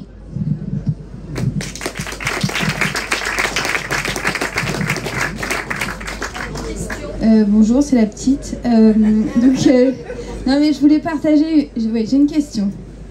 Alors, bon, moi je suis pas végétarienne. J'essaie de manger le moins d'animaux morts possible. Mais il y a un moment où j'en mange, et c'est quand j'ai mes règles. Alors je m'interroge pourquoi? Parce que je sais que c'est pas forcément nécessaire, que c'est pas nécessaire. Je le sais. Et je me dis qu'il doit y avoir quelque chose là-dedans de symbolique, d'aller-retour, de passage d'énergie, j'en sais rien, mais quelque chose qui est très primaire et très archaïque, qui revient chez moi.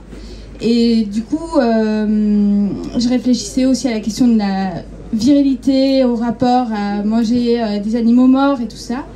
Et je sais pas quel discours on peut porter, voilà, je réfléchis pour moi-même sur cette question-là, et j'ai trouvé intéressant aussi la question de... bref, voilà. Ça m'a fait très plaisir qu'on rappelle les fondamentaux des Verts dans la charte des Verts européens, que je rappelle, y compris la non-violence, parce qu'il y a eu souvent il y a de la violence entre nous, alors que c'est dans notre charte qu'il n'y a pas de violence. Et j'avoue que je suis venu à cet atelier sans savoir qu'on allait parler de la condition animale, parce que je suis venu sur le terme du vivant. Pour moi, la vie, c'est quelque chose de tellement absolument... J'ai vu un film comme ça, documentaire, où il y a un bébé qui tout d'un coup prend vie, qui sont bombardés par les Russes. C'était tellement émouvant de voir qu'un être qui n'est pas vivant, tout d'un coup devient vivant, que pour moi, le vivant, ça a quand même un sens.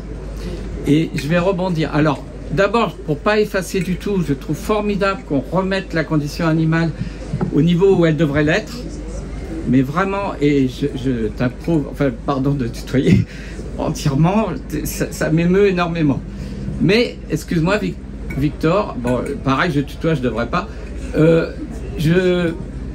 Je suis pas du tout d'accord avec cette notion que les arbres sont pas vivants. Et effectivement, on se sert des arbres comme les animaux en faisant ça, mais il faut savoir que les arbres sont des êtres vivants, qu'à travers leurs racines, ils communiquent entre eux, et qu'en plus, les animaux sans les arbres, c'est fini. Je veux dire, l'extinction de la biodiversité, la première cause, c'est l'habitat. Or, où habitent les animaux? En majorité, ils n'habitent pas chez nous, hein. Ils habitent dans les arbres, dans les herbes, dans tout ça. Donc la faune est indispensable, la flore est indispensable. Les arbres, les plantes, tout ça, c'est indispensable. Ouais, voilà. Voilà, ça m'a un peu choqué, hein, c'est tout. Donc rappelez que c'est indispensable même pour les animaux. Hein. Et je suis pas sûr que les plantes souffrent pas. Hein. Pardon. Ouais.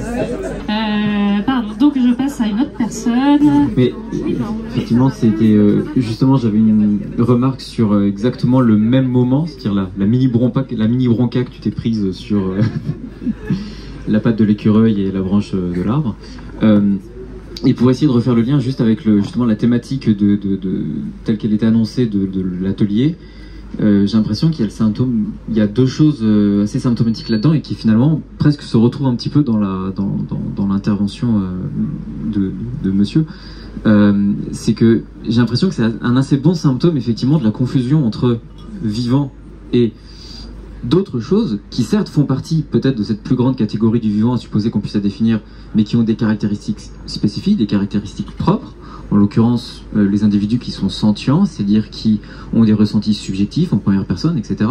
Et en ce sens-là, effectivement, oui, c'est pas la même chose de casser la branche d'un arbre et de casser la patte d'un écureuil ou d'un chat ou d'un lapin ou de tout ce que vous voulez. Et par rapport à ça, vraiment, je pense qu'il faudrait qu'on fasse tous et tout un effort pour essayer de réfléchir sérieusement aux concepts et aux mots qu'on emploie et qu'on lise pas seulement, même si j'aime beaucoup ça par ailleurs, hein, et ça peut être très inspirant et des choses comme ça, mais qu'on lise pas seulement les récits des promeneurs ou des voyageurs ou des personnes qui observent la nature, mais aussi ce que disent les biologistes qui travaillent à la fois sur les animaux, sur les végétaux, etc., et qui décrivent comment ils sont faits, comment ils fonctionnent, etc. Ça, c'est le premier point. Et le deuxième, peut-être que tu voudras rebondir là-dessus, j'ai l'impression aussi que ça témoigne d'une espèce de crainte qu'il peut y avoir par ailleurs, comme si on se disait « Ah bah si on dit que les végétaux souffrent pas, du coup c'est bon, on va tout goudronner. » Mais non.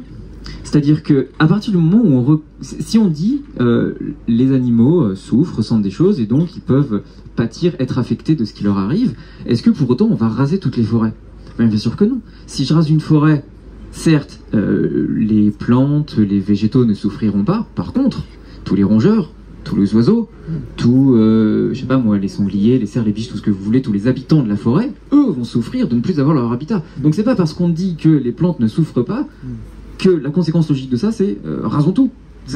Enfin, j'ai l'impression qu'il y a cette crainte-là, mais qui me paraît infondée, en tout cas. Je sais pas si tu veux rebondir là-dessus ou pas. Eh ben, bienvenue Eric. Eric, on t'a même cité en exemple pour tout ce qui a été fait de bien à Grenoble pour les animaux. On a commencé en mourant de chaud tout à l'heure sous la tente, maintenant on est très content d'être en dessous. Alors je suis trop content de pouvoir revenir sur ces éléments-là parce que je pense que c'est super important. En fait, je suis complètement d'accord avec ce que tu as dit sur le fait que les arbres sont vivants, oui. Oui, les plantes sont vivantes. Et justement, c'est ça qui fait que quand on parle du vivant, on parle aussi des plantes et qu'il peut y avoir une forme de confusion avec les sentients qui sont plus réduits. Mais je suis d'accord que c'est des individus vivants. Et effectivement, en fait, on prendra d'autant plus soin des habitats, de la nature, de l'environnement, qu'on reconnaîtra qu'on n'est pas les seuls à être dans ces environnements-là, que tous les autres animaux, c'est aussi leur maison, en fait. C'est aussi leurs habitats, c'est aussi leur environnement. Moi, je pense qu'on fera d'autant plus attention à pas abattre massivement, à pas déforester à tout va, qu'on reconnaîtra qu'il y a d'autres personnes dans ces endroits-là, en fait. Moi, il y a un super épisode de Comme un poisson dans l'eau, le podcast que j'anime avec une personne merveilleuse qui s'appelle Sandra Guimaraes. C'est en 3 parties. C'est une militante antispéciste, écologiste, féministe, anarchiste, vraiment incroyable au Brésil. Et elle fait le lien justement entre toutes ces questions et sur la convergence des luttes qu'il y a eu entre les populations indigènes, les paysans sans terre au Brésil, les personnes écologistes, les militants écologistes et antispécistes. Et tout ce monde-là, en fait, a vu qu'il y avait une convergence d'intérêts à se battre contre la déforestation qui prenait à la fois sur les terres indigènes, qui déforestait massivement, en fait tout allait dans le même sens et les antispécistes ont pu faire une convergence avec tous ces autres milieux-là militants parce qu'on voyait que justement c'est comme tu disais, en fait tout est lié et on a de la chance, c'est à peu près aligné tout le temps. Finalement si on arrête d'exploiter les animaux, on réglera un paquet de problèmes en même temps. Donc en fait je suis complètement d'accord avec ce que tu disais, je suis content de pouvoir le redire que voilà, il n'y a pas de confusion sur ça. Moi, ce qui m'inquiète beaucoup, c'est que je crois qu'on est en train de faire passer des insectes pour des non-sentients, parce que je vois fleurir partout des usines d'insectes pour donner bonne conscience aux maîtres de chiens et de chats, dont je fais partie. et en leur disant, ça y est, vous allez avoir bonne confiance, on va vous donner des protéines d'insectes. Et donc je voulais savoir que pour moi les insectes sont sentients quand même, enfin jusqu'à présent j'ai toujours entendu comme ça. Donc je voulais, qu'est-ce qu'on va devenir avec si on fait des nouvelles usines d'insectes maintenant pour remplacer les poules en cage où on va pas jamais s'en sortir, quoi. Oui, moi je voudrais proposer une alternative. Grosso modo, je suis évidemment d'accord avec réduire la consommation de viande. J'arrête du jour au lendemain de manger de la viande et des œufs, etc. Je vais être méchamment carencée. Donc je pense qu'il y a toute une éducation à faire sur la façon de bien se nourrir sans manger de viande. Les carences, on ne l'avait pas encore eu. Non mais je trouve que c'est... Enfin, alors pour le coup, je trouve que c'est tout à fait juste. Aujourd'hui, la plupart des gens ne savent pas se nourrir, cuisiner, sans s'appuyer sur les produits d'origine animale. Et effectivement, si on arrête du jour au lendemain, je vais prendre des exemples qui me sont proches. Je suis allée en visite voir quelqu'un à l'hôpital public, et qui a annoncé que cette personne, elle consomme vegan. J'ai la photo de son plateau. Sur le plateau du pain, une nectarine, et le plat principal, chaud, c'était vide. C'était vide, je vous jure, c'était vide. Une personne à l'hôpital déjà, donc déjà bon, voilà, son plateau était vide. Voilà, on ne sait pas faire. Quand on demande à consommer végétalien ou végétarien même, mais végétalien, en fait, on retire les produits d'origine animale, mais il reste rien. Voilà. Et donc, ça, c'est un véritable problème. Et dans les actions à entreprendre, effectivement, il y a tout l'environnement cognitif, toutes les connaissances qu'on a, et y compris, ça touche justement les personnels de santé. Aujourd'hui, en école de nutrition, la question de l'alimentation, des alimentations végétariennes, et donc y compris végétaliennes, elle est quasiment pas abordée. Les personnels de restauration, voilà, enfin, il y a effectivement, voilà. Alors, il y a des informations qui sont à disposition. Aujourd'hui, si on veut cuisiner vegan, il y a plein de sites, etc. Nous, on en avait développé Vegan Pratique, il y a l'Association végétarienne de France. Il y a beaucoup de choses à disposition. Mais en fait, ça demande un effort. Ça demande d'aller chercher. Et la pression sociale qu'on nous met quand vous mangez pas de viande, enfin, je sais pas, moi, la première question de mes parents, c'est « Oulala !» Effectivement, les carences, quoi. Voilà, et bon, je vous parle d'un temps que les moins de 20 ans ne peuvent pas connaître. Hein. Mais bon, voilà, aujourd'hui, peut-être il y a un petit peu moins ça, mais il existe quand même. Et le risque, il est bien réel, parce que d'autant plus que quand vous allez voir votre médecin et que vous lui dites « j'ai une petite carence en fer », j'ai une petite carence en fer aujourd'hui, alors déjà, souvent, il ne pose pas la question de comment on mange, mais si vous dites que vous mangez végétalien, évidemment, c'est pour ça. Au lieu de vous donner les bons conseils pour justement pouvoir manger de façon complète, on vous le dit pas. On vous dit pas comment faire. Donc voilà. Et après, vous aviez posé la question et hop, on est parti à plein d'autres endroits sur la question finalement de la consommation genrée ou des idées préconçues qu'on a ou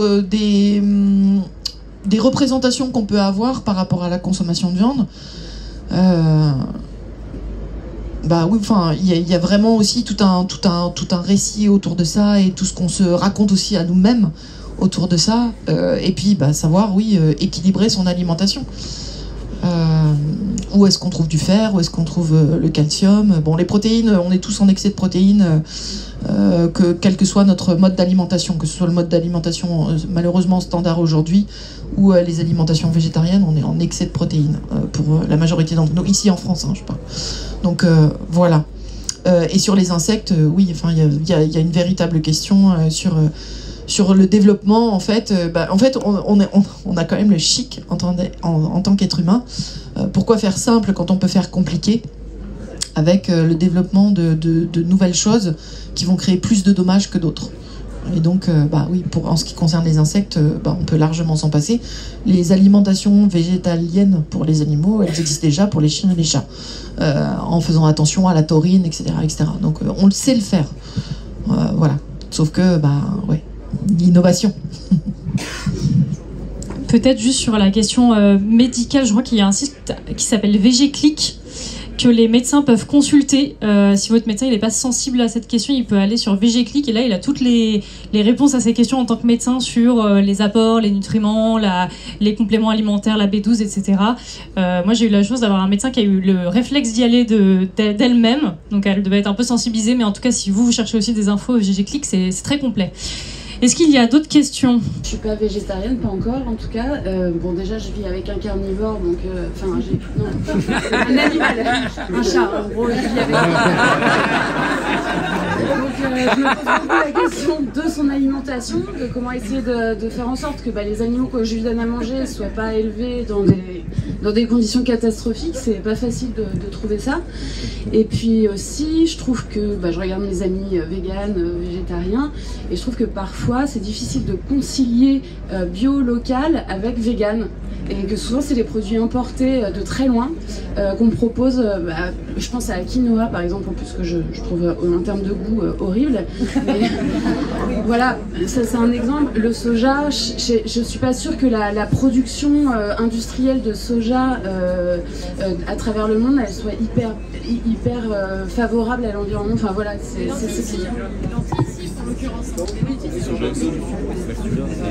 voilà. Oui, vous pouvez manger de la mojette du Poitou, des lentilles du Puy, etc. Donc on a beaucoup de légumineuses en France déjà. Et puis effectivement, notre soja du Sud-Ouest, quand même. Voilà. Et il faut savoir que, en moyenne, lorsqu'on a l'alimentation standard aujourd'hui et donc qu'on mange des produits carnés, on mange en réalité, c'est plus de entre 50 et 60 kilos de soja. Donc en fait, quand vous mangez de la viande, vous mangez plus de soja que les végétariens et véganes. Voilà, bon, faut le savoir quoi. Enfin, et du soja OGM en plus. Enfin bon, voilà. Bon appétit. Bon appétit. Et alors, quant aux chats, donc sujet délicat, les chats qui habitent avec nous, ou plutôt nous qui habitons chez des chats. Voilà, hein, on habite avec un chien, mais on habite chez un chat. Comme nous leur apportons de la nourriture, nous pouvons faire effectivement le choix de la nourriture que nous leur apportons. Et il existe, alors, il y a longtemps, il fallait leur faire leurs croquettes. On importait du VG4 des États-Unis et parfois la douane pensait que c'était un produit blanc et pas de la farine. Bon, bref, donc on faisait nos croquettes nous-mêmes, etc. Aujourd'hui, il existe des solutions qui sont proposées à la vente d'alimentation pour les chats qui ne contiennent aucun produit d'origine animale. Après, nos amis les chats sont parfois très délicats, voilà, et bon, voilà. Mais nous, on a habité avec un chat qui a été gardé à un moment avec un autre chat qui lui-même n'était pas nourri avec ces croquettes-là, enfin voilà. Et quand ils étaient tous les deux, en fait, ils finissaient d'abord ce qui était végé avant de manger le reste. Juste pour dire, a priori, c'est quand même pas dégueu. Donc voilà. Oui, et sur le soja, voilà. Est-ce que ça vient de très très loin? Enfin, j'ai l'impression que c'est pas juste la question des alimentations, des aliments végétariens ou végétaliens, enfin de notre 100% végétal. Oui, effectivement, on a un commerce qui est assez mondialisé, mais il y a moyen de manger vegan et local sans aucun problème. Comme toutes les alimentations quelque part locales, ça demande de faire la cuisine soi-même, quoi. Enfin, c'est surtout ça, de reprendre des habitudes de cuisine, de faire tremper vos pois chiches 24 heures. Ça demande d'anticiper. Voilà, mais comme quand vous voulez faire vos pâtes vous-même, voilà, c'est pas 10 minutes après. Je m'attendais à beaucoup plus de questions sur le vocabulaire qui allait être utilisé, qu'on a finalement assez peu abordé. Et du coup, je vais le poser de façon un peu radicale. Est-ce que le terme condition animale n'est pas déjà un terme spéciste? Parce que justement, vous aviez un peu critiqué du coup le terme vivant. Et moi, j'ai l'impression que Baptiste Morisot, quand il intègre le vivant, justement, c'est pour essayer de faire l'effort de réunir ce qu'on appelle nous animaux et les humains dans un seul terme. Alors, et puis d'autres choses en plus. Du coup, je trouvais qu'il y avait peut-être un petit peu une critique que je trouvais pas totalement justifiée dans son travail. Et du coup, est-ce qu'il y a une alternative ou autrement dit aussi, comment rappeler que l'homme est un animal? Parce que ça, c'est quelque chose qui est complètement oublié dans notre civilisation, et du coup, même dans les termes qu'on utilise, mais on exclut encore l'homme du monde animal. Oui, moi j'ai envie de rappeler qu'on est dans un moment où donc 70 à 80% selon les chiffres des insectes ont disparu, que les sols qui contiennent un grand nombre d'animaux souterrains ont été détruits de façon parfois irrémédiable, au-delà d'être artificialisés par les pesticides et par les labours, enfin bon. Et rappeler aussi que nous sommes dans un endroit où les animaux domestiques et de compagnie posent un réel problème écologique de façon terrifiante, que ce soit les chiens, les chats. Alors vouloir les rendre végétariens, moi je trouve ça vraiment très, comment dire, méprisant pour leur état d'animaux prédateurs. Carnivores, disons-le, hein, ça existe des animaux carnivores. Tout à l'heure, je parlais avec quelqu'un qui disait il y a des guêpes, bon, mais je dis bah oui, mais les guêpes c'est utile, etc. Il me disait oui, non, mais c'est pas des pollinisateurs. Bah oui, non, certaines guêpes elles se nourrissent d'insectes, bah, voilà. Donc ce que je veux dire, c'est que finalement, la domestication, je pense que c'est un mot qu'on n'a pas du tout employé, je trouve ça très étonnant. Pourquoi les hommes ont domestiqué? Ils ont d'abord domestiqué effectivement pour se nourrir et aussi pour se faire aider dans le travail, que ce soit par les chevaux, pour faire la guerre, enfin les bœufs, etc. Bon, alors on peut gommer tout ça et puis continuer à nourrir nos animaux de compagnie avec des croquettes végétales, mais je trouve que voilà, c'est quand même très violent tout ça, aussi, quoi. Enfin, alors moi je voudrais donner un point de vue d'agricultrice, hein, puisque je suis maraîchère bio, et pas tout à fait végétarienne, mais avec une alimentation bien sûr à grande dominante végétale. En plus je suis dans le sud avec un régime connu méditerranéen qui est à base... Il y a un peu de viande et pas beaucoup, et du poisson. Et alors je voudrais revenir sur la question des poissons, parce que donc je suis militante de l'eau, et la pêche, mais la question, c'est de dire, finalement, c'est la méconnaissance la méconnaissance des milieux, mais aussi des animaux, mais aussi comment peut-on être végétarien quand on est inuit?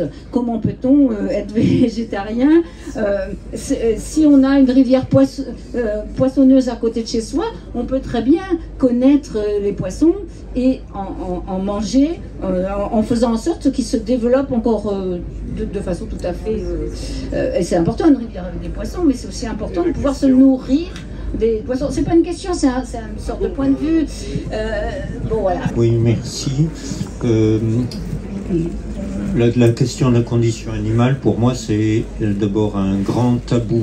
Et je pense que c'est pour ça, en grande partie, qu'on dit le vivant pour ne pas dire animal, parce qu'on n'ose pas. Si on écoute des débats politiques retransmis à la télévision, en commission de l'Assemblée nationale, par exemple, quand ça porte sur un sujet comme l'agriculture, on peut toujours attendre qu'on prononce le mot animal, et en général, ça ne vient jamais. Alors, d'où vient ce tabou? Je pense qu'il y a plusieurs raisons. D'abord, c'est beaucoup plus confortable de penser que seul l'être humain a des droits et que les animaux, c'est des sortes de machines qu'on n'a pas besoin de respecter. C'est très confortable. On n'a pas trop de questions à se poser.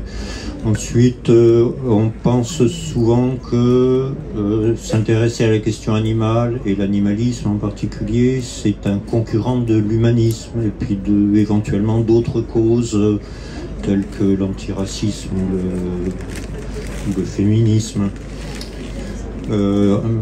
Par ailleurs, il y a également des catégories sociales ou professionnelles qui se sentent attaquées dès qu'on parle de conditions animales. Par exemple, il y a certains éleveurs qui ne traitent pas forcément mal leurs animaux, hein, comme tant qu'ils sont chez eux du moins, qui ne supportent pas qu'on vienne leur donner des leçons. Je veux pas qu'on me dise quoi que ce soit sur ma façon de traiter les animaux. Défendre les animaux, c'est souvent se faire des ennemis. Moi, je me suis brouillé avec des gens, je pense que j'ai perdu des amis, ça. Non. Une petite réponse à ce qui a été dit tout à l'heure à propos de la cruauté dans le monde animal sauvage. Je pense qu'effectivement ça existe, c'est naïf de le nier, mais il y a aussi quelque chose dans le monde sauvage, c'est la coopération à l'intérieur des espèces et même entre les espèces. Quelqu'un a dit que c'est important de s'intéresser à ce que disent les biologistes, je pense que c'est important aussi de s'intéresser à ce que disent les éthologues. En ce moment, je lis un livre d'un philosophe célèbre avec lequel je ne suis pas vraiment d'accord sur tout. Il dit des choses très intéressantes, il a plein de références de philosophes, de scientifiques, mais il n'y a pas d'éthologue dedans, dans ses références. Et tout ce qu'il dit sur les animaux, je trouve que c'est beaucoup moins subtil que tout ce qu'il dit sur l'humain. Oh, il s'appelle Francis Wolff. Peut-être très rapidement sur l'Inuit qui peut pas se nourrir autrement. Je pense que nous ici on peut tous et toutes se nourrir autrement, sauf problème alimentaire particulier ou souci particulier. L'Inuit, je pense qu'il a pas le choix. Enfin voilà, il a pas une Biocop au bout de sa rue, il a pas. Donc moi je vais pas juger des peuples ou des endroits où il y a un type d'alimentation, là où nous on a le choix en fait, on a énormément de choix en France et on peut tous et toutes ici être vegan a priori sans difficulté. Sur nos chats et nos chiens qui partagent nos vies et qui seraient des carnivores et que ce serait leur nature de chasser, moi ceux que j'ai croisés adorent les canapés. Voilà. Moi, mon chat était capable de s'allonger à côté de son paquet de croquettes qui était ouvert. Hein. Enfin, franchement, il aurait pu se servir dedans. Si c'est pas mis dans sa gamelle, ça se mange pas. Les croquettes du fond, ça se mange pas. Ça se mange pas, les croquettes du fond. Voilà. Enfin, je veux dire, ils habitent avec nous depuis très longtemps et tout ça. Ce n'est pas la peine d'aller chercher leur nature qui serait comme ci ou comme ça. Ils ont besoin d'un certain nombre, comme nous, d'aliments, de nutriments à partir du moment où, enfin, ils s'en foutent, hein. Enfin, ils s'en foutent, mais alors royal quoi. Du moment que leur gamelle est pleine, voilà. Sur la cruauté dans la nature, bah oui, pas d'angélisme, hein, en tout cas, pas d'angélisme, mais ça ne nous dispense pas de notre responsabilité. De toute façon, quoi qu'il arrive. Et sur la question du vocabulaire, hyper pertinent. Et effectivement, on ne sait pas. Parce que si on parle de la question animale, théoriquement, ça inclut aussi l'ensemble des êtres humains. C'est clair et net. Mais du coup, voilà, il faut essayer de distinguer quand même l'oppression systémique par rapport aux autres animaux. Voilà. Et puis même dans les animaux, les autres animaux, on va de la vache jusqu'au moustique. Enfin bon, c'est très grand ce domaine-là. Donc voilà. Et pour moi, il y a quelque chose à faire aujourd'hui, ici, tout de suite, maintenant. C'est ce sur quoi on peut agir immédiatement. Et il y a des actions individuelles qu'on peut faire tous les jours, plusieurs fois par jour, par nos choix, notamment alimentaires. Il y a ce qu'on peut faire en collectif, ce qu'on peut demander dans les communes où on habite, ce qu'on peut demander comme compte à nos députés, à nos sénatrices, sénateurs, à nos eurodéputés, pour avoir des décisions politiques. Il y a ce qu'on peut demander aux entreprises qu'on fréquente, à nos supermarchés, aux restaurants qu'on fréquente et tout ça. Et donc, c'est vraiment ces actions-là. Et quelque part, il y a effectivement la question du vocabulaire qui est une question importante, mais c'est pour ça qu'il faut penser les récits et tout ça, et qu'aujourd'hui on n'est absolument pas fort. Hein. Quand on parle d'un monde vegan, les gens imaginent, les premières images qui viennent en tête sont apocalyptiques. Voilà, alors qu'une société de cohabitation avec les autres animaux, une vie en bonne intelligence avec les autres animaux, ça peut juste être complètement chouette. Ça peut être super chouette. Et c'est pas la question de séparer, puisque les êtres humains savent pas se comporter comme il faut avec les animaux, il y aura plus d'autres animaux qui vont vivre avec nous, ou je sais pas quoi. Enfin, c'est comme si on traitait la question du féminisme avec, puisqu'il y a domination des hommes sur les femmes, on va séparer les deux, puis surtout on se croise plus jamais. Ça ne marche pas. C'est comment on construit une société qui soit respectueuse de tout le monde, quoi.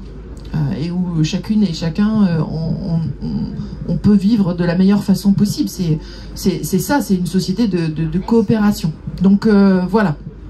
de respect, effectivement. Et donc, voilà, c'est plutôt ces questions-là. Mais la question du vocabulaire, c'est une question fondamentale. Mais ça montre bien l'impensé de la question des autres animaux tout au long du temps, quoi. Voilà. Et d'où la question du spécisme, de l'antispécisme et tout ça, de la sentience. On a des nouveaux mots qui arrivent, mais parce que ça fait partie des impensés auparavant.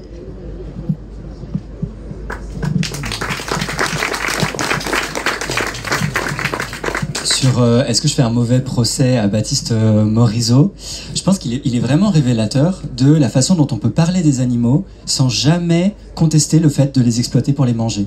Et même quand, en fait, il prend position dans son dernier livre, L'Inexploré, il consacre 30 pages à la question, il sort enfin du bois, en fait, pour dire quelles sont ses positions sur la question animale, et il finit par dire, il n'y a rien de condamnable au fait de manger des animaux. Il le dit texto. Et le reste du temps, il parlait en fait que des animaux sauvages, il parlait que des animaux charismatiques, il parlait jamais des poissons, il parlait jamais des animaux domestiqués. Donc c'est assez révélateur de cette façon qu'on peut avoir de prétendre mieux connaître les animaux, mieux s'émerveiller d'eux, mieux en tirer la sagesse pour en tirer plein d'enseignements. Enfin, en fait, il y a 1000 façons de parler des autres animaux qui ne les libèrent pas du tout et qui ne parlent pas de spécisme, qui ne parlent pas de leur oppression, qui font rien pour les aider en fait. Et qui, on peut apprendre à mieux s'émerveiller devant eux, on peut mieux le connaître, savoir les caractériser, savoir reconnaître les espèces. C'est super, enfin moi j'ai rien contre ça, mais souvent c'est un discours de façade qui vient empêcher de parler réellement de la question de l'exploitation derrière en fait. Et le plus souvent c'est ça, le discours écologiste majoritaire sur la question, c'est faut apprendre à se réémerveiller, à se reconnecter, à mieux connaître. Et en fait c'est une conception très naturaliste de bon bah si on apprend à bien mettre les animaux dans des cases, bon bah là c'est bon, on sait se connecter aux vivants. En fait non, si on continue à légitimer le fait de les manger, de les asservir pour nos besoins complètement dispensables, bah en fait on parle pas réellement de leur sort à eux en tant qu'individus subjectifs qui veulent pas mourir. Donc je pense qu'il faut se méfier justement de tous ces discours qui prétendent parler des animaux et qui en fait font rien pour les libérer.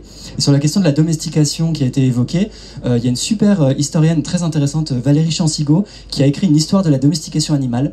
Et ce qu'elle en dit en 3 mots, c'est que en fait c'est une histoire violente, que c'est inhérent au processus de domestication que c'est un processus violent parce qu'en fait il requiert notamment la sélection génétique, et la sélection génétique ça veut dire on garde quelques-uns, on tue les autres, et ça de façon systématique sur plusieurs centaines d'années.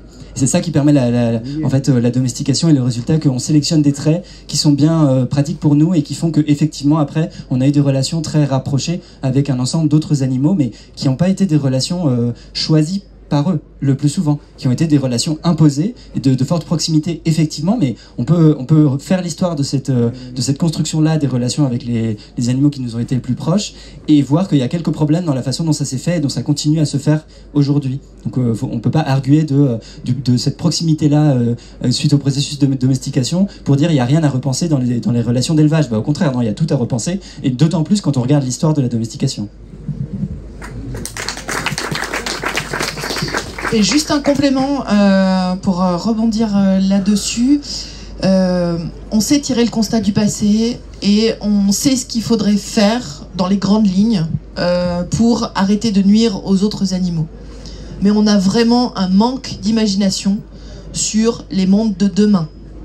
Voilà, il y a quelques lignes qui ont été tracées, notamment par Sue Donaldson et Will Kimlicka dans Zoopolis par exemple. Il y a quelques pistes qui sont très intéressantes, mais il y a vraiment quelque chose, et enfin voilà, même en tant qu'animaliste, je pense qu'on a du boulot à faire là-dessus, sur c'est quoi demain. Voilà, on a une baguette magique, c'est quoi demain notre monde, comment il tourne. Voilà.